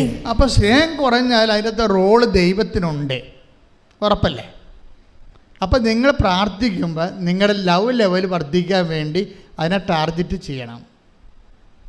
നിങ്ങൾ ടാർഗറ്റ് ചെയ്യേണ്ടത് പക്ക മെറ്റീരിയൽ വിഷയമാണ്. ദൈവത്തിന് അതിൻ്റെ അകത്ത് റോളൊന്നുമില്ല. എനിക്ക് നിനക്കും എന്ത് എന്ന് ചോദിക്കുന്നതിൻ്റെ കാരണം അതാണ്. അപ്പോൾ എനിക്ക് നിനക്ക് എന്ത് എന്ന് ചോദിക്കുമ്പോൾ തന്നെ ഒരു മെറ്റീരിയൽ ബെനിഫിറ്റ്സ് നമുക്ക് ലഭിക്കുന്നതിനോടുള്ള കർത്താവിൻ്റെ നിലപാട് it is very evident, it is clear. അറിഞ്ഞ് കളിക്കണം കേട്ടോ. ഈ കളി ഉടമ്പടി ഒരു കളിയാണ്. അവിടെ നമ്മൾ ഇൻവെസ്റ്റ് ചെയ്യുമ്പോൾ സൂക്ഷിച്ച് കൈകാര്യം ചെയ്യണം. കാര്യം ഒരു മെറ്റീരിയൽ ബെനിഫിറ്റ്സ് മാത്രമാണ് ഉദ്ദേശിക്കണമെന്നുണ്ടെങ്കിൽ കർത്താവിൻ്റെ നിലപാട് എന്താണ്? Between us what is it? എനിക്കും നിനക്കും എന്താ? പിന്നെ എന്താണ്? എൻ്റെ സമയം ഇനി സമഗതമായിട്ടില്ലല്ലോ. ഈ ഒരു പ്രശ്നത്തെയാണ് മറിയം ഓവർടേക്ക് ചെയ്യണത്. നമ്മൾ മറിയത്തെ വിളിക്കുന്ന ഒരു പേരുണ്ട്. എന്താണ്? ബോധജ്ഞാനത്തിൻ്റെ അതെന്താ കാര്യം? ഇവർ പരിശുദ്ധാത്മ ഫുൾ ഓഫ് ഗ്രേസ് അല്ലേ, ഇവർ കൃപ നിറഞ്ഞവളല്ലേ. അതുകൊണ്ട് കൃപ നിറഞ്ഞു കഴിഞ്ഞാൽ അതിൻ്റെ ജ്ഞാനം അറിയാൻ പറ്റും. ഇതിനെങ്ങനെയാണ് ഇങ്ങനെ ഒരു വിഷയമുണ്ട്, അതിനെ എങ്ങനെയാണ് കൗൺട്രാക്ട് ചെയ്യണമെന്ന് അറിയാൻ പറ്റും. അതാണ് നമ്മൾ ജ്ഞാനപരം എന്ന് പറയണത്. അവർ മാലാഖ തന്നെ അവരെ കാണുമ്പോൾ സമയത്ത് പറഞ്ഞത് എന്താണ്? Hail Mary full of grace, കൃപ നിറഞ്ഞവൾ. കൃപ നിറഞ്ഞാൽ തന്നെ അതിൻ്റെ അർത്ഥം ജ്ഞാനപരം അതിൻ്റെ സമൃദ്ധി നിൽക്കുകയാണ്. അപ്പം അതുകൊണ്ട് ഒരു ഇഷ്യൂ ഉണ്ടായപ്പോൾ എൻ്റെ പ്രോബ്ലം വേറൊരു പ്രശ്നമുണ്ട്. ഞങ്ങളുമൊക്കെ നിങ്ങളോട് ജ്ഞാനപരത്തിലാണ് ഉപദേശം തരണത്. പക്ഷേ എന്താ പ്രശ്നം വെച്ച് കഴിഞ്ഞാൽ ഇപ്പം ഞാൻ ചിലരോട് പറയും പ്രശ്നമായ വഴക്കായ സാരമില്ല, നീ തന്നത്തെ ഇറങ്ങിപ്പോകുന്ന ആളല്ലേ, നീ മര്യാദയ്ക്ക് കഴിച്ചെല്ലാം പറയും.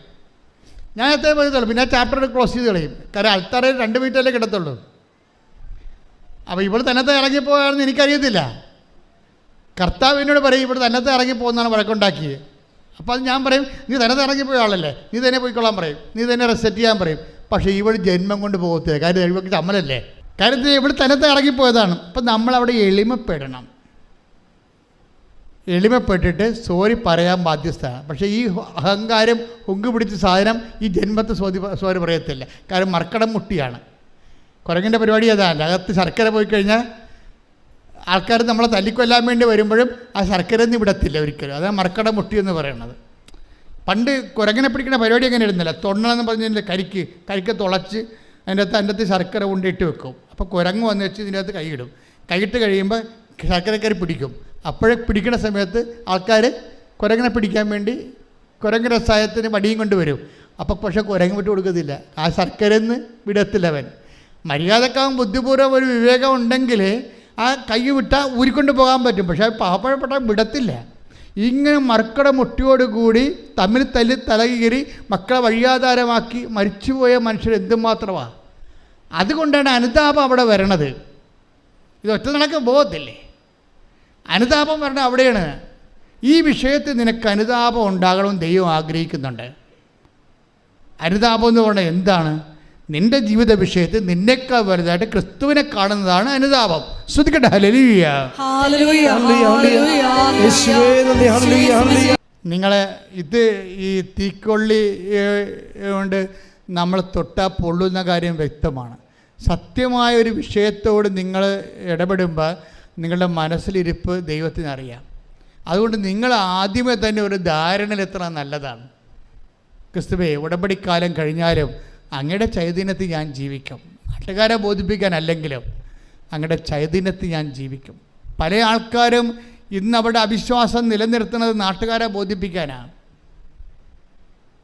ഇപ്പം എന്നെ പള്ളിയിൽ അടക്കണ്ട എന്നൊക്കെ ഒരു സമയത്ത് സ്റ്റൈൽ ആൻഡ് സ്റ്റാൻഡേർഡായിട്ട് എന്തുമാത്രം മനുഷ്യർ പറയും. അങ്ങനെ പറയുമ്പോൾ അവർ ഉദ്ദേശിക്കണ എന്താ? ഒന്നെങ്കിൽ അവർ സാഹിത്യകാരന്മാരായിരിക്കും, അല്ലെങ്കിൽ അവർ രാഷ്ട്രീയക്കാരായിരിക്കും, അല്ലെങ്കിൽ അവർ സിനിമ നടന്മാരായിരിക്കും. എന്നാൽ ബഹുജനങ്ങളുടെ പിന്തുണ വേണമെന്ന് ആഗ്രഹിക്കുന്നവരായിരിക്കും. എനിക്ക് ഈ വിശ്വാസ സമൂഹത്തിൻ്റെ പിന്തുണ മാത്രം പോരാ, എനിക്ക് ബഹുജനങ്ങളുടെ മുഴുവൻ പിന്തുണ വേണമെന്ന് ഉദ്ദേശിക്കുന്നവർ എന്തു ചെയ്യും? ആദ്യത്തെ അവർക്ക് തള്ളി പറയാൻ പറ്റുന്നത് ദൈവത്തെയാണ്. ദൈവത്തെ തള്ളി പറഞ്ഞുകൊണ്ട് ന്യൂട്രലായിട്ട് നിൽക്കും. സിനിമ നടന്മാരൊക്കെ ന്യൂട്രലായിട്ട് നിൽക്കുന്നവരുണ്ട്. അവിടെ ഉള്ളിൽ വിശ്വാസമുണ്ട്, പക്ഷേ തള്ളി പറഞ്ഞാൽ പടം കിട്ടത്തില്ല. അതുകൊണ്ട് അവരവിടെ നിൽക്കും. പാട്ടുകാരങ്ങനെ ഉണ്ട്, അതുപോലെ തന്നെ രാഷ്ട്രീയക്കാരങ്ങനെ ഉണ്ട്, ന്യൂട്രലായിട്ട് നിൽക്കും അവർ. ക്രിസ്തുവിനെ ഏറ്റുപറയുന്ന ഒരു മനുഷ്യൻ്റെ ദുരന്തത്തിൽ, ആധ്യാത്മിക ദുരന്തത്തിൻ്റെ ഏറ്റവും വലുത് ക്രിസ്തുവിനെ അവന് പ്രഘോഷിക്കാൻ പറ്റാത്തൊരവസ്ഥ അവൻ തന്നെ സൃഷ്ടിക്കുന്നതാണ്. ശ്രദ്ധിക്കട്ടെ. ഹല്ലേലൂയ.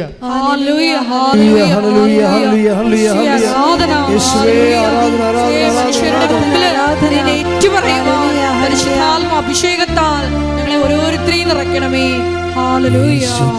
ഈ സൽപ്രവൃത്തികളുടെയും നീതീകരണത്തിൻ്റെയൊക്കെ ഒരു വിഷയം എന്ന് പറയണത് ഇത് ഏതെങ്കിലും ഒക്കേഷനിൽ ചെയ്തു വരണ സംഭവമല്ല. ഇത് നിത്യത വരെ ചെയ്തുകൊണ്ട് പോകുന്ന കാര്യമാണ്. ഇത് ഓൺഗോയിങ് ജസ്റ്റിഫിക്കേഷൻ എന്ന് പറയും. എന്ന് വെച്ച് കഴിഞ്ഞാൽ ഒരു തുടർ നീതീകരണ പ്രക്രിയ. അതെന്തും പറയുകയാണ്, എവിടെയാണ് ഇത്? നമുക്ക് IELTS പാസ്സായ പോരാ, കാനഡയിൽ പോകാനേ പറ്റത്തുള്ളൂ. കാനഡ കഴിഞ്ഞ രാജ്യങ്ങളുണ്ട്, അതിൻ്റെ പേര് ദൈവരാജ്യം എന്നാണ്. ശ്രദ്ധിക്കട്ടെ. ഹല്ലേലൂയ.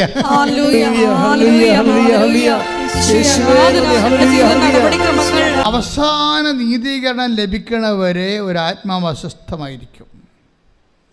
സത്യമായ ദൈവത്തെ കണ്ടെത്തിയ മനുഷ്യരെ അവസാനത്തെ നീതീകരണം കിട്ടുന്നത് എപ്പോഴാണ്? 25:34. അനന്തരം രാജാവ് പറഞ്ഞേ. അനന്തരം രാജാവ് തന്റെ വലതുഭാഗത്തുള്ളവരോട് അരുളി ചെയ്യും, തന്റെ വലതുഭാഗത്തുള്ളവരോട് അരുളി ചെയ്യും, എന്റെ പിതാവിനാൽ അനുഗ്രഹിക്കപ്പെട്ടവരെ, എന്റെ പിതാവിനാൽ അനുഗ്രഹിക്കപ്പെട്ടവരെ, വരുവിൻ, വരുവിൻ. ലോകസ്ഥാപനം മുതൽ നിങ്ങൾക്കായി സജ്ജമാക്കിയിരിക്കുന്ന രാജ്യം അവകാശപ്പെടുത്തുവിൻ. ഇതാണ് ലാസ്റ്റ് ജസ്റ്റിഫിക്കേഷൻ. നിങ്ങൾക്കായി ഒരുക്കിയിരിക്കുന്ന രാജ്യം അവകാശപ്പെടുത്താൻ പറയണത് വരെ we are in the process of justification. നീതികണ്ഠത്തിൻ്റെ പ്രോസസ്സാണ്. അച്ഛൻ എന്താ ഇങ്ങനെ പറയണമെന്ന് ചോദിച്ചു കഴിഞ്ഞാൽ, നിങ്ങളൊരു ഒക്കേഷണൽ ജസ്റ്റിഫിക്കേഷന് വേണ്ടി കുറച്ച് സൽപ്രവൃത്തികൾ ഇപ്പം ചെയ്യുകയാണ്.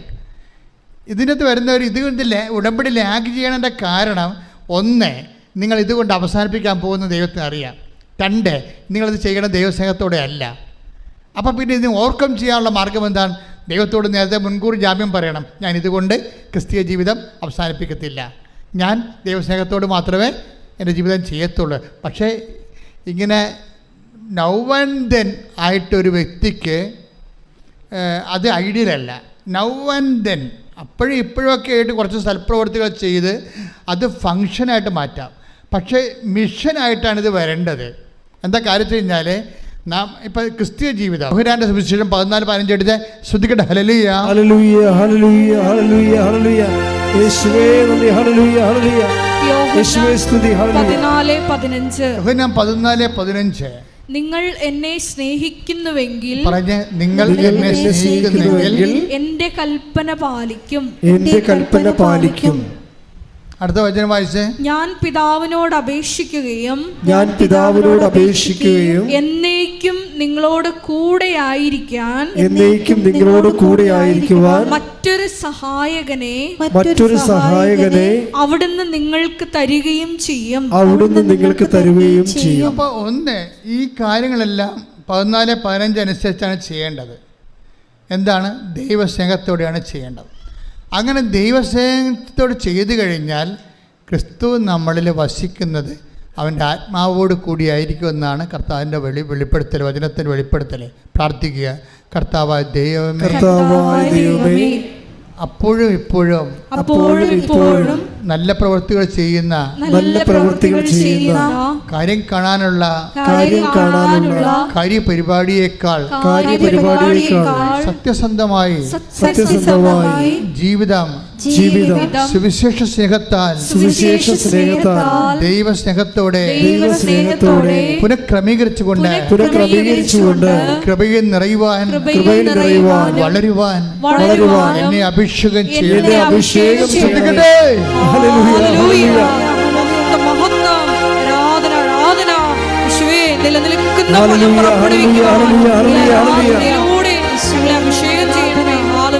പരമദിവ്യകാരുണ്യത്തിന്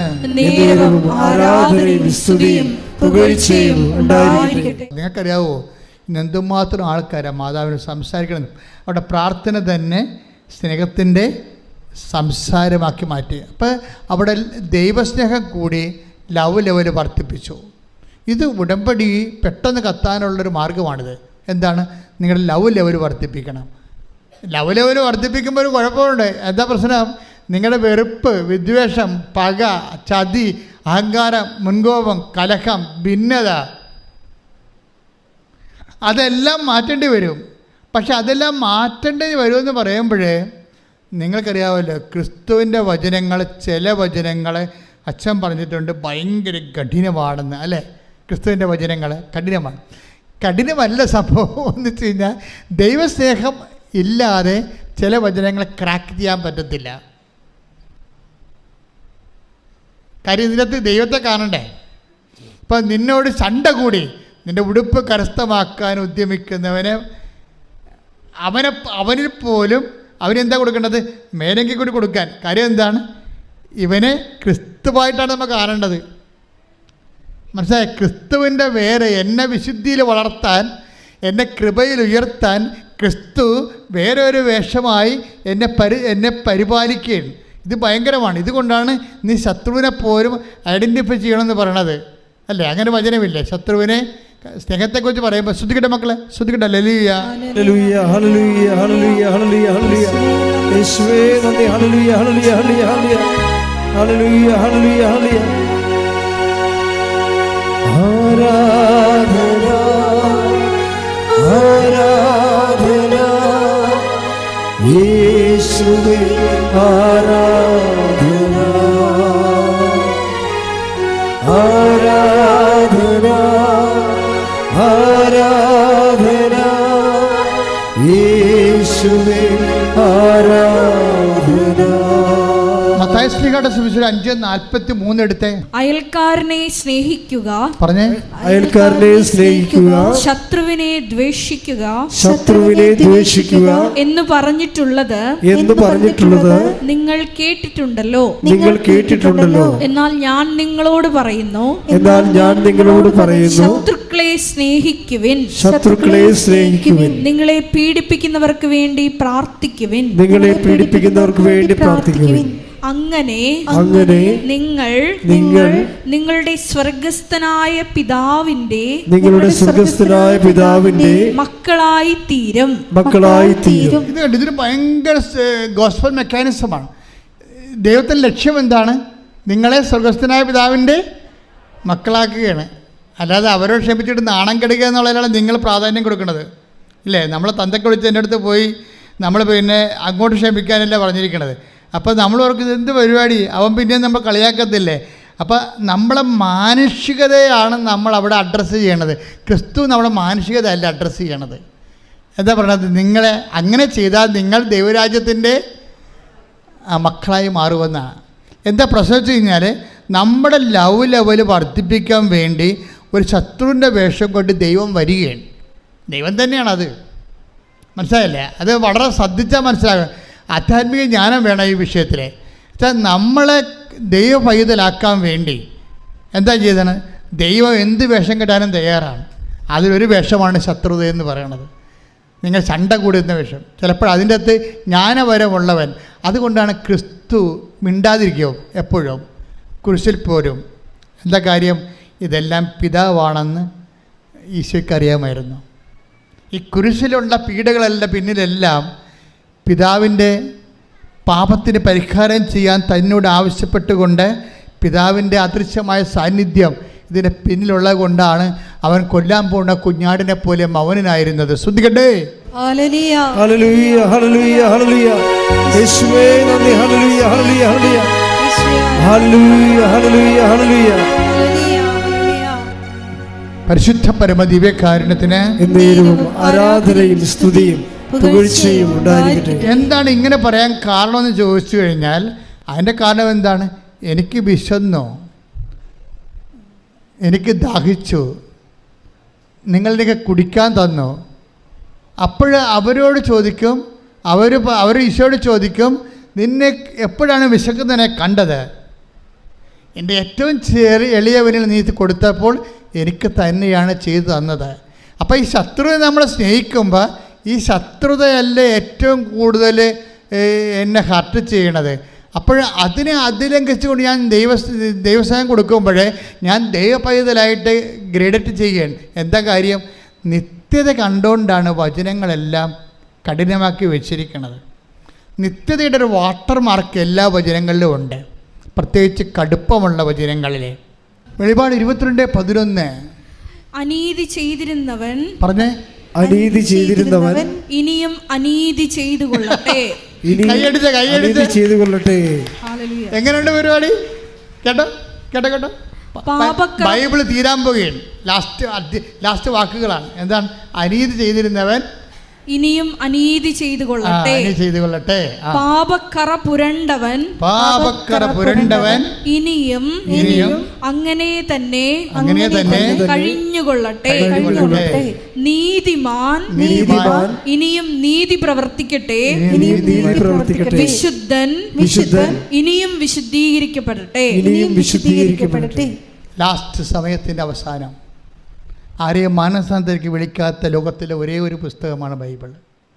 എന്താ കാര്യം വെച്ച് കഴിഞ്ഞാൽ കുറേ പേര് ബ്രാൻഡഡ് ആയിരിക്കുകയാണ്. അവൻ മാനസാന്തരപ്പെടാൻ ദൈവം ആഗ്രഹിക്കുന്നില്ല. കാര്യം അത് വരപ്രസാദമാണ്. മാനസാന്തരം ദൈവം നിങ്ങൾക്ക് നൽകുന്ന മനസ്സലിവാണ്.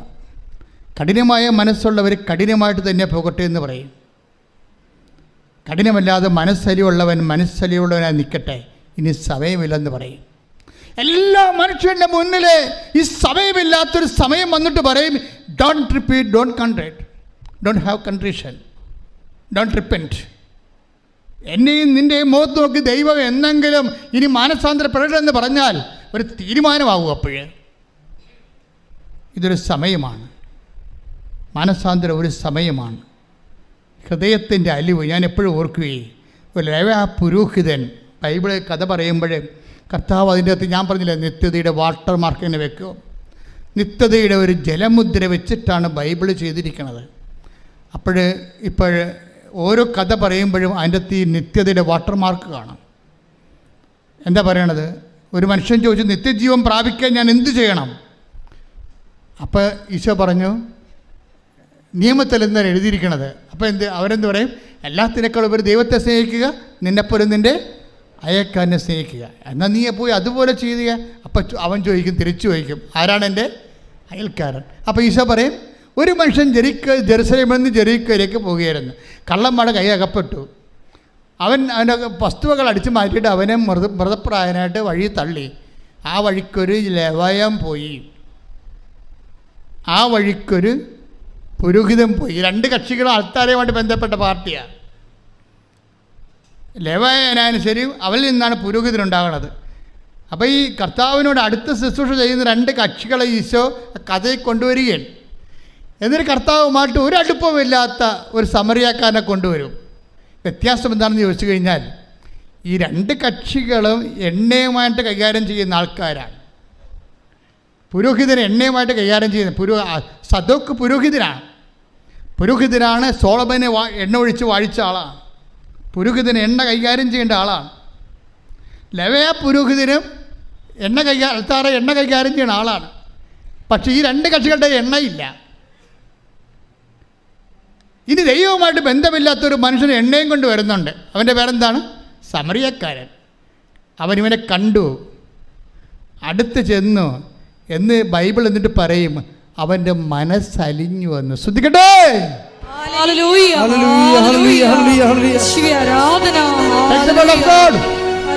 ലൂക്ക 10:33.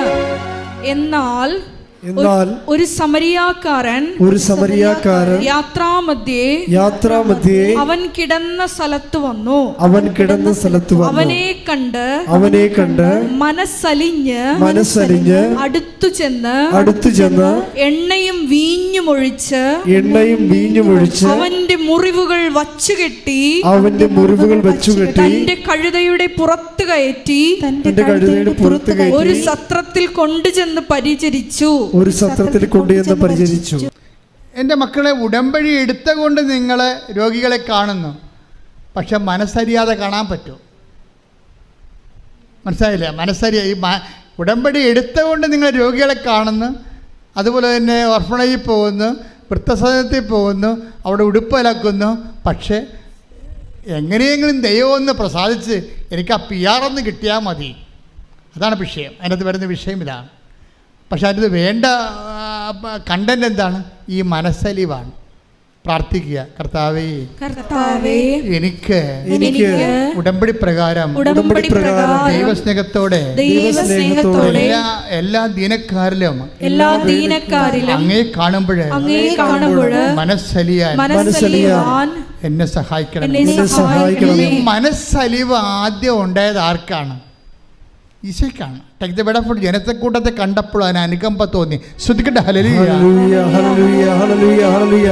യേശുവേ ആരാധന, ആരാധന, ആരാധന. യേശുവേ നന്ദി, മഹത്വം, മഹത്വം, മഹത്വം, മഹത്വം. ഹല്ലേലൂയ, ഹല്ലേലൂയ, ഹല്ലേലൂയ, ഹല്ലേലൂയ, ഹല്ലേലൂയ. യേശുവേ നന്ദി, ഹല്ലേലൂയ, ഹല്ലേലൂയ. ആരാധന, ആത്മനാഥൻ യേശുവേ.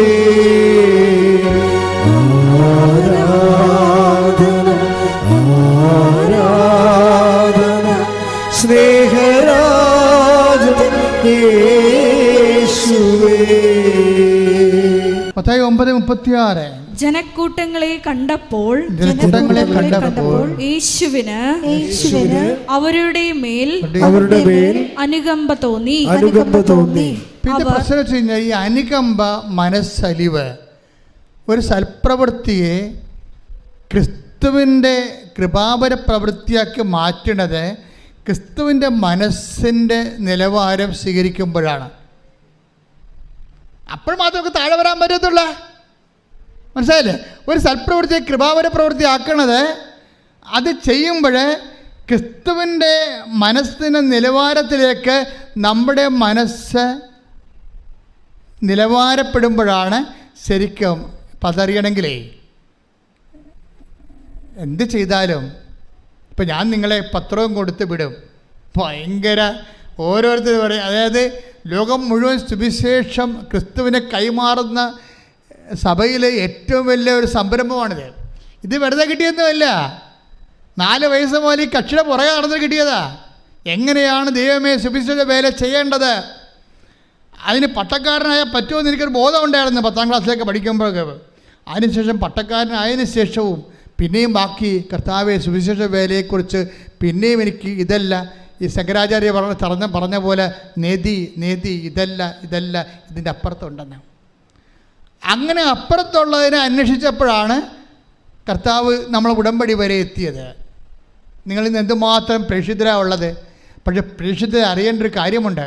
ഒരു പത്രം കൊണ്ടൊരു മനുഷ്യൻ്റെ മുമ്പിലേക്ക്, ഒരു ഓട്ടോറിക്ഷക്കാരൻ്റെ മുമ്പിലേക്ക്, അല്ലെങ്കിൽ ഒരു ഓഫീസിലേക്ക് ചെല്ലുമ്പോൾ അവിടെ നിങ്ങളെ തന്തക്ക് വിളിക്കുമെന്ന് ആദ്യമേ നിങ്ങൾ കരുതണം. കാര്യം അവർക്ക് അവിടെ നിന്ന് തന്തക്ക് വിളിക്കാതിരിക്കുന്നത് ആരായിരിക്കും? അവരായിരിക്കല്ലേ, ക്രിസ്തു തന്നെയായിരിക്കും. പോരെ, പണിയായം. കാര്യം വചനം അങ്ങനെയല്ല പോണത്. നിങ്ങളെ ഉപദ്രവിക്കുന്നവരിൽ ആരെ കാണുമെന്നാണ് പറയണത്? ക്രിസ്തുവിനെ കാണണം. എന്നിട്ട് എന്താ കാണണത്? ഈ മനോഭാവം സ്വീകരിച്ചുകൊണ്ട് നിങ്ങൾ എളിമപ്പെടണം. അല്ലാതെ അവരെയും തന്തക്ക് വിളിച്ചിട്ട് പോരരുത്. മനസ്സിലായില്ലേ?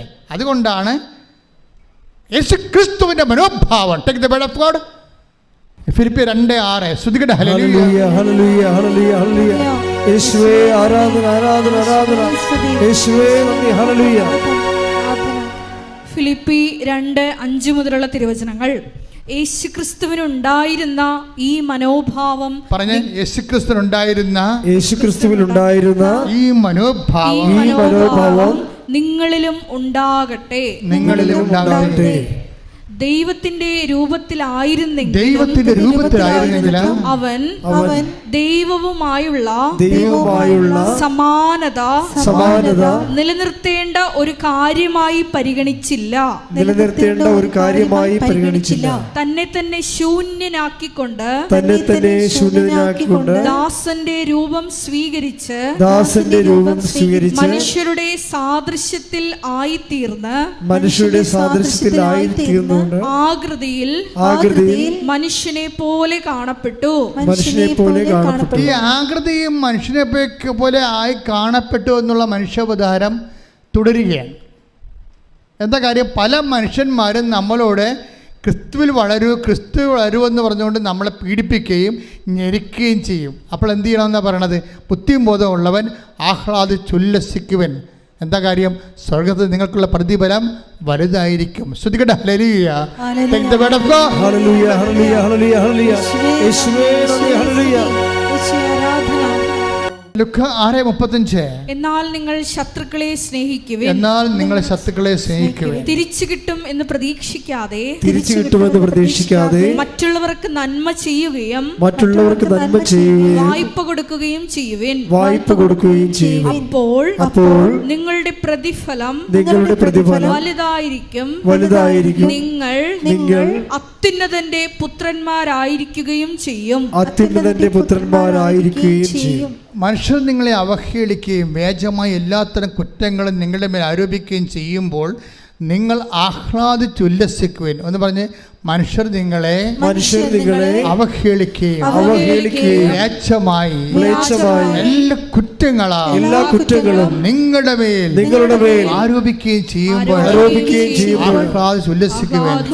എന്തുകൊണ്ടെന്നാൽ സ്വർഗത്തിലുള്ള പ്രതിഫലം വലുതായിരിക്കും. അപ്പൊ ചില സമയത്ത് ക്രിസ്തുവിന് വേണ്ടി ഇതുപോലെ അപമാനം ഏറ്റാൽ എന്ത് ചെയ്യണം?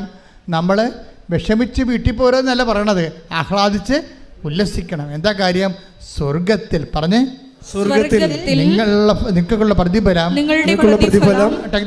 ശ്രദ്ധിക്കട്ടെ.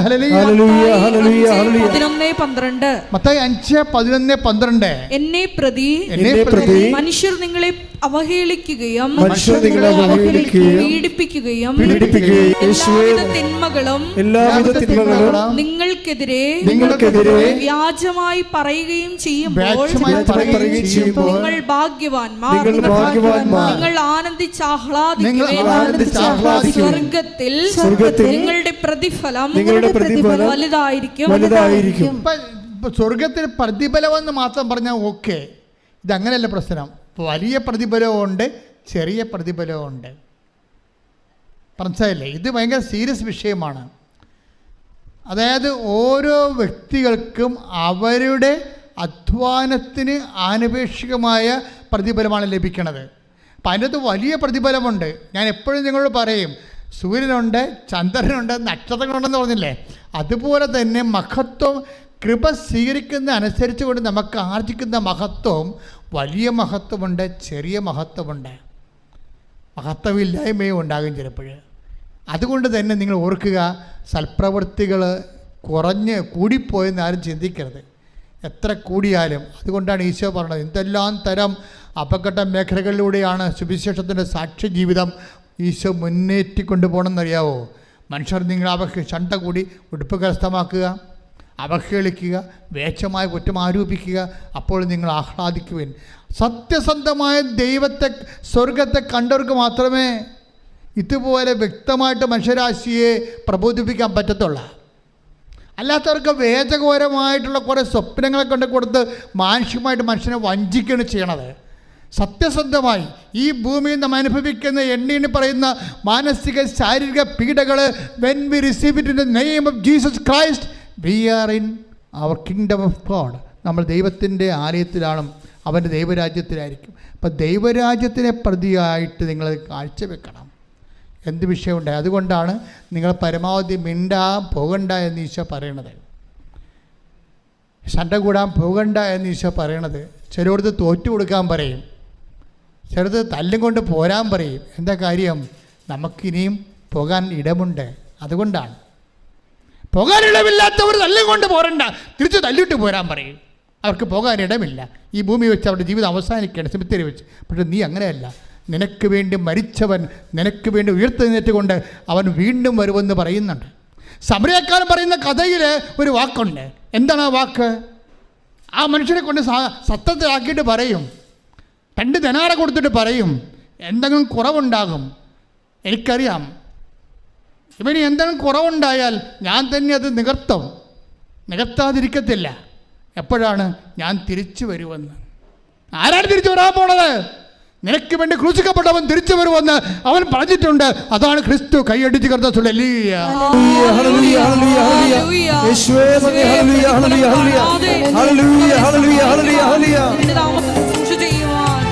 അഭിഷേകം ചെയ്യണമേ. ലൂക്ക 10:35. അടുത്ത ദിവസം അവൻ സത്രം സൂക്ഷിപ്പുകാരന്റെ കയ്യിൽ 2 ദിനാറ കൊടുത്തിട്ട് പറഞ്ഞു, ഇവന്റെ കാര്യം നോക്കിക്കൊള്ളണം. കൂടുതലായി എന്തെങ്കിലും ചെലവാകുന്നെങ്കിൽ ഞാൻ തിരിച്ചു വരുമ്പോൾ തന്നുകൊള്ളാം. ഹല്ലേലൂയ, ആരാധന. ഹല്ലേലൂയ. പരിശുദ്ധ പരമദിവ്യകാരുണ്യത്തിന് ആരാധനയും സ്തുതിയും പുകഴ്ചയും ഉണ്ടായിരിക്കട്ടെ. ഈ സമരിയക്കാരൻ ആരാണെന്ന് ചോദിച്ചാൽ നമുക്കറിയാം. പരിശുദ്ധാത്മാവിലാണ് സുവിശേഷം വായിക്കുന്നുണ്ടെങ്കിൽ ആത്മാവ് അവനോട് പറയും, ഇത് നിനക്ക് വേണ്ടി ക്രൂശിക്കപ്പെട്ടവനാണ്. ഇവൻ്റെ കയ്യിരിക്കുന്ന വെള്ളവും ഇവൻ്റെ കയ്യിരിക്കുന്ന വീഞ്ഞും എണ്ണയുമാണ് നിന്നെ ആത്മാവിനെ പൂരിതമാക്കിയിരിക്കുന്ന ദൈവത്തിൻ്റെ കൃപ. ഇവനെന്താ പറയണത്? ആ സത്യസൂക്ഷിപ്പുകാരനോട് പറയുന്ന വാക്കുണ്ട്. എന്താ പറയണത്? എന്തെങ്കിലും കൂടി ചിലവാകണമെങ്കിൽ അതാരോട് പറയണതാ? ആരെല്ലാം കർത്താവിന് വേണ്ടി വേല ചെയ്യുന്നുവോ അവനോടെല്ലാം ദൈവം പറഞ്ഞ വാക്കാണ്. നിന്റെ സഹോദരന് വേണ്ടി, അമ്മയ്ക്ക് വേണ്ടി, അപ്പന് വേണ്ടി, അയൽവാസിക്ക് വേണ്ടി, നിന്റെ ശത്രുവിന് വേണ്ടി പോലും എന്തെങ്കിലും കൂടി നിന്റെ കയ്യിൽ ചിലവാകണമെങ്കിൽ എൻ്റെ ദൈവവേദനെ അത് സൗജന്യമല്ല. I will repay it. ഞാനത് തിരിച്ചു തരും. എപ്പോഴാണ്? ഞാൻ വരുമ്പോൾ വരണവരെ നീ കാത്തിരിക്കണം. കൈയടിച്ച് കർത്താവേ.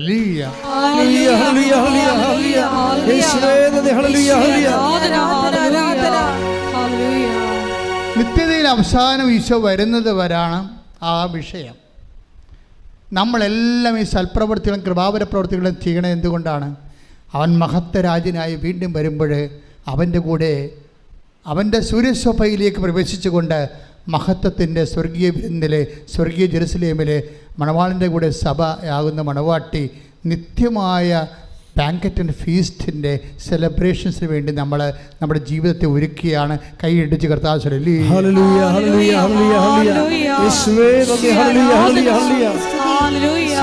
ഇപ്പം കൂടിപ്പോയെന്നൊന്നും പറയരുത് കേട്ടോ.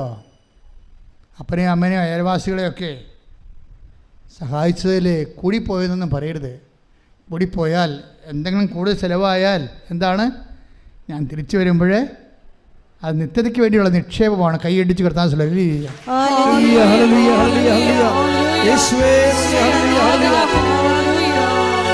നമ്മൾ പറയുന്ന അയാൾ ആ മുറിവിലൊഴിച്ച എണ്ണയില്ലേ, ആ സമരക്കാരൻ എൻ്റെ ആ വഴിവെക്കിൽ മൃതപ്രമായി കിടന്ന മനുഷ്യൻ്റെ വ്രണങ്ങൾ എന്താണ് ഒഴിച്ചത്? എണ്ണയും വീഞ്ഞും. അതാണ് ഈ സൽപ്രവൃത്തികളെന്ന് പറയണത്. മനസ്സിലായില്ലേ? നമ്മൾ ചെയ്യുന്ന സൽപ്രവൃത്തികളുടെ പ്രതീകാത്മകമായ സുവിശേഷ വചനമാണ് എണ്ണയും വീഞ്ഞുമെന്ന്. ചില സമയത്ത് നമ്മൾ അതുകൊണ്ടാണ് ഈശോ പറയണത്, ഒരു ഭയങ്കര ബുദ്ധിമാന്മാരായിരിക്കും പക്ഷെ വിവരം ഉണ്ടാകത്തില്ലെന്ന്. ഭയങ്കര ബുദ്ധിമാന്മാരായിരിക്കും മനുഷ്യന്മാരുടെ കൂട്ടത്തിലേ.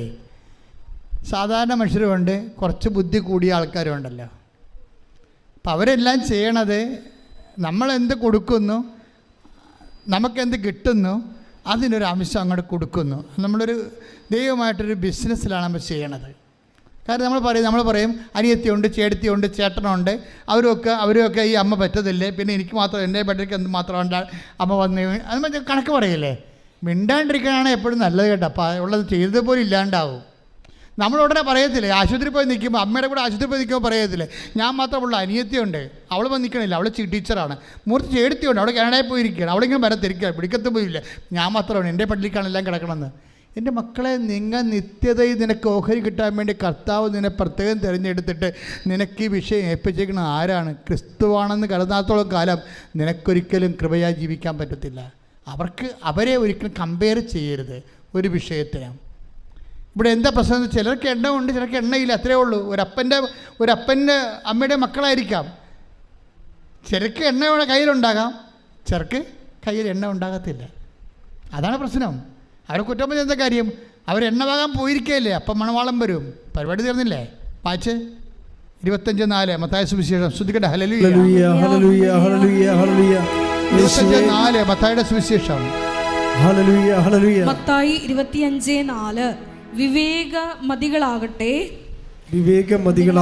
വിളക്കുകളോടൊപ്പം പാത്രങ്ങളിൽ എണ്ണയും എടുത്തിരുന്നു.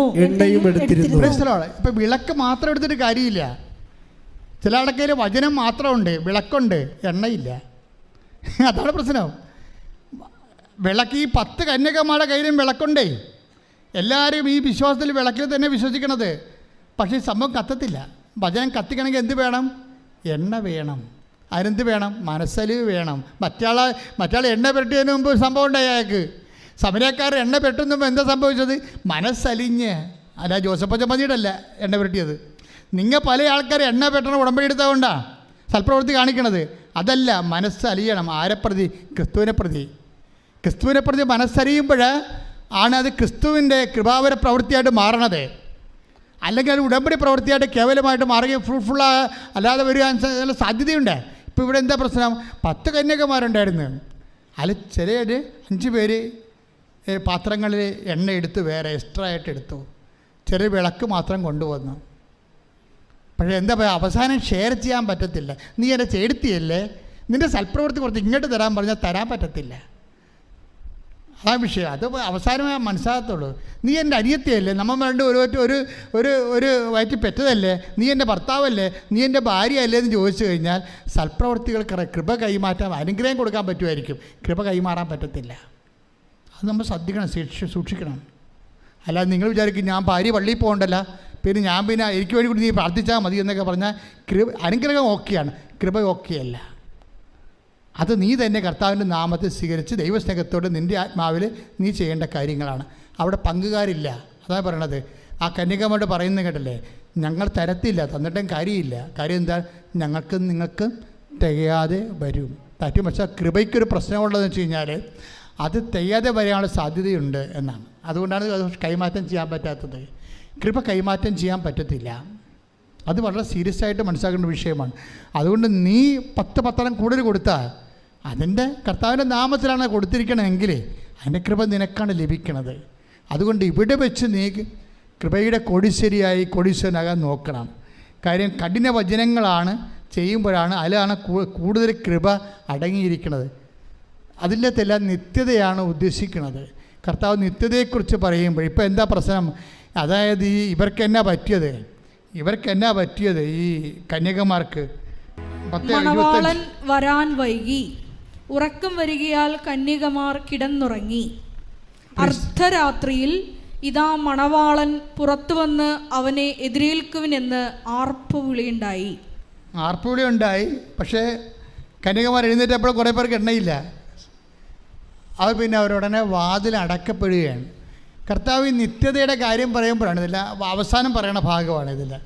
കർത്താവിൻ്റെ ഈ യാത്രയുടെ ഈ മാനുഷികമായ അവതാര യാത്ര അവസാനിക്കുന്നതിന് മുമ്പ് ലാസ്റ്റ് പറയുന്ന ഭാഗങ്ങളാണ് മത്തായി 25 കൊണ്ടൊന്ന് ചേർത്തിരിക്കുന്നത്.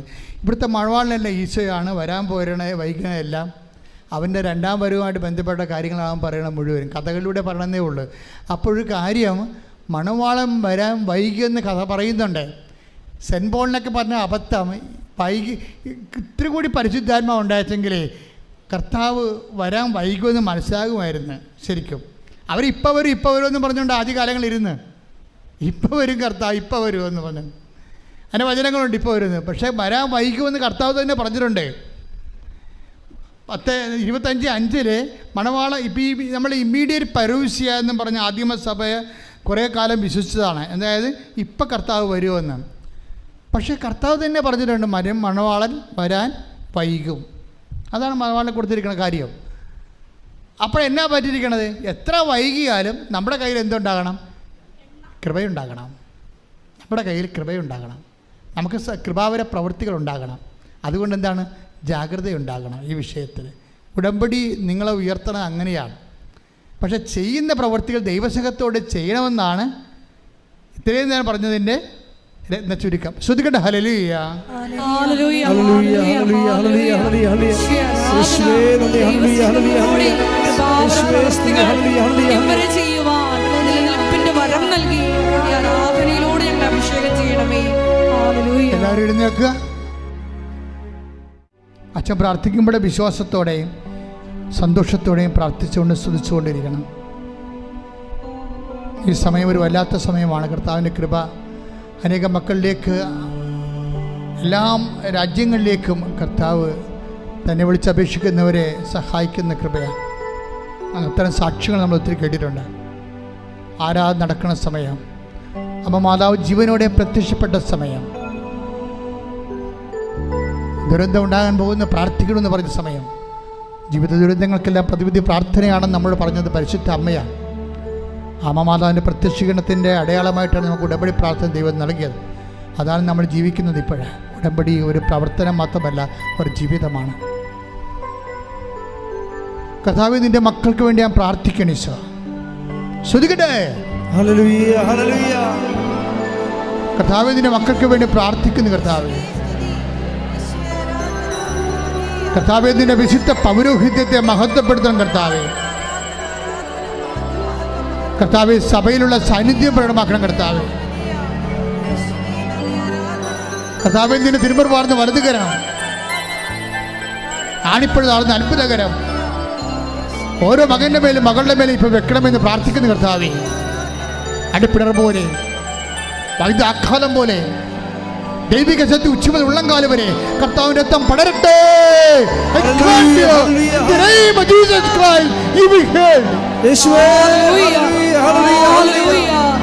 എൻ്റെ പ്രിയപ്പെട്ടവരെ, ഒരു മകനെപ്പോലും മകളെപ്പോലും തന്നെ വിളിച്ചപേക്ഷിക്കുന്ന, നാമം വിളിച്ചപേക്ഷിക്കുന്ന ഒരു മകനെപ്പോലും കർത്താവ് ഒഴിവാക്കത്തില്ല.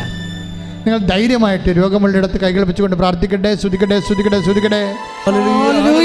കർത്താവിൻ്റെ ഉന്നതമായ നാമത്തില്, സഭയുടെ അധികാരത്തില്, കുരിശിൻ്റെ അടയാളത്തില്, ദൈവത്തിൻ്റെ ശക്തിയാൽ, ഈ അൾത്താറയിൽ നടന്ന 10,000-കണക്കിന് ആരാധന ശക്തിയാൽ മാരക രോഗങ്ങൾ, തീരാവേദികൾ, ജീവിത ദുരിതങ്ങൾ എൻ്റെ കർത്താവിൻ്റെ ഉന്നതമായ നാമത്തിൽ മാറിപ്പോകട്ടെ. കർത്താവേ, നിന്റെ ശക്തി ഒഴുക്കണമേ. കർത്താവേ, നിന്റെ രക്തം ഒഴുക്കണമേ. കർത്താവേ, കണ്ണീരോടെ പ്രാർത്ഥിക്കുന്ന കർത്താവേ, എല്ലാ പേശികളിലും, കൊശങ്ങളിലും, അസ്ഥികളിലും, സന്ധികളിലും വാതരോഗങ്ങൾ, പിസ്തുല രോഗങ്ങൾ, പിസ്വ രോഗങ്ങൾ, ഹൃദയരോഗങ്ങൾ, കരരോഗങ്ങൾ, കിഡ്നി രോഗങ്ങൾ, തൈറോയ്ഡ് രോഗങ്ങൾ, ബ്രെയിൻ്റെ അസുഖങ്ങൾ യേശു ക്രിസ്തുവിൻ്റെ നാമത്തിൽ, മാരക രോഗങ്ങൾ, ത്വക്ക് രോഗങ്ങൾ യേശുവിന്റെ നാമത്തില്, യേശുവിന്റെ നാമത്തില് മാറിപ്പോകട്ടെ. ശ്രദ്ധിക്കട്ടെ. ഹല്ലേലൂയ, ഹല്ലേലൂയ, ഹല്ലേലൂയ, ഹല്ലേലൂയ. യേശുവേ നന്ദി, ഹല്ലേലൂയ, ഹല്ലേലൂയ, ഹല്ലേലൂയ, ഹല്ലേലൂയ. പരിശുദ്ധ പരമദിവ്യകാരുണ്യത്തിന് ആരാധനയും സ്തുതിയും സ്വരത്തിലെ പരിശുദ്ധ പരമദിവ്യകാരുണ്യത്തിന് എന്നേരവും ആരാധനയും സ്തുതിയും പുകഴ്ചയും ഉണ്ടായിരിക്കട്ടെ. പരമദിവ്യകാരുണ്യത്തിന് എന്നേരവും ആരാധനയും സ്തുതിയും പുകഴ്ചയും ഉണ്ടായിരിക്കട്ടെ. അടിപ്പിണറിൻ്റെ സൗഖ്യത്തിൻ്റെ സമയമാണിത്. ദൈവികമായ കൃപ നമ്മളിലെ ഓളം വെട്ടുന്ന സമയമാണിത്. കർത്താവ് ഒരു മനുഷ്യനെ പോലും കണ്ണീരോടെ വരും കൈയോടെ പറഞ്ഞു വിടത്തില്ല. അവർ കണ്ണുനീരോടെയാണ് വരണത്. ഞാനവരെ ആശ്വസിപ്പിച്ച് പറഞ്ഞേക്കുമെന്ന് പറഞ്ഞത് ദൈവത്തിൻ്റെ വചനമാണെങ്കിൽ ആകാശം മാറിയാലും ഭൂമി മാറിയാലും മാറാത്ത വചനം ഇപ്പോൾ നിന്നെ ആശ്വസിപ്പിക്കുന്ന സമയമാണ്. ശ്രദ്ധിക്കട്ടെ. കൂപ്പിക്കൊണ്ട് കർത്താവിനെ തന്നെ നോക്കിക്കൊണ്ട് പ്രാർത്ഥിക്കാം. ഇപ്പോൾ നമ്മൾ പ്രാർത്ഥിക്കാൻ പോകുന്ന വിഷയങ്ങൾ, വിവാഹം ഒത്തുവരാത്ത മക്കൾ, കൈകൾ കുപ്പി കണ്ണുകൾ തുറന്ന് കർത്താവിനെ നോക്കിക്കൊണ്ട് മനസ്സിൽ പ്രാർത്ഥിച്ചുകൊണ്ടിരിക്കുക. ഇപ്പോൾ നമ്മൾ പ്രാർത്ഥിക്കാൻ പോകുന്ന വിഷയങ്ങൾ, വിവാഹം ഒത്തുവരാത്ത മക്കൾ, കുഞ്ഞുങ്ങളില്ലാത്ത ദമ്പതികൾ, പരസ്പരം വിഘടിച്ച് വഴക്കിട്ട് അകന്നുപോയി കോടതി കേസാകാൻ പോകുന്ന ദമ്പതികൾ, ജോലിയില്ലാത്തവർ, വീടില്ലാത്തവർ, വീട് സ്ഥലവുമില്ലാത്തവർ, മക്കൾ വിദേശങ്ങൾ പഠിക്കാൻ പോയിട്ട് അവർക്ക് അവിടെ പരീക്ഷ എഴുതാൻ പറ്റാതെ നിൽക്കുന്നവർ, അവർക്ക് ജോലി കിട്ടാത്തവർ, PR കിട്ടാത്തവർ, അവർക്ക് വാടക വീട് പോലും കിട്ടാതെ അലയുകയും ഇപ്പോഴും ഇവിടുന്ന് പൈസ അയച്ചു കൊടുത്തുകൊണ്ടിരിക്കുന്നവർ, നാട്ടിൽ ജോലിയില്ലാതെ വിഷമിക്കുന്നവർ, വളരെ വളരെ സാമ്പത്തികമായ തകർച്ചകളിലൂടെ കടന്നു പോകുന്നവർ, സ്ഥലം വിൽക്കാനുള്ളവർ, വിൽക്കാൻ പറ്റാത്തവർ, വിൽക്കാനോ രക്ഷപ്പെടാനോ വീടും സ്ഥലവും പോലും ഇല്ലാത്തവർ, എല്ലാം കൊണ്ടും തകർന്ന് തരിപ്പണമായി ഞെരിഞ്ഞമരുന്നവർ, മാതാവേ, അമ്മ മാതാവേ, ജീവനോടെ പ്രത്യക്ഷപ്പെട്ട ഉടമ്പടി നൽകിയ അമ്മ, പരിശുദ്ധ അമ്മ ദേവമാതാവേ, ഈശോയുടെ ജീവനോടെ പ്രത്യക്ഷപ്പെട്ടുകൊണ്ടിരിക്കുന്ന ഈ നിമിഷങ്ങളിൽ അങ്ങയുടെ മക്കൾക്ക് വേണ്ടി കണ്ണീരോടെ പ്രാർത്ഥിക്കുന്ന എന്തെല്ലാം വിധത്തിൽ ആരെല്ലാം ഏതെല്ലാം വേദന അനുഭവിക്കുന്ന സഹായിക്കാൻ ഒരു മനുഷ്യൻ പോലും ഇല്ലാത്ത അവസ്ഥകൾ ദൈവത്തിൻ്റെ കരുണ, അമ്മയുടെ പ്രത്യേക കാരുണ്യം ആദ്യത്തോടെ യേശു നാമത്തിൽ നിന്നെ വിടുതൽ പ്രാപിക്കുകയും സൗഖ്യപ്പെടുകയും ചെയ്യട്ടെ. ശ്രദ്ധിക്കട്ടെ.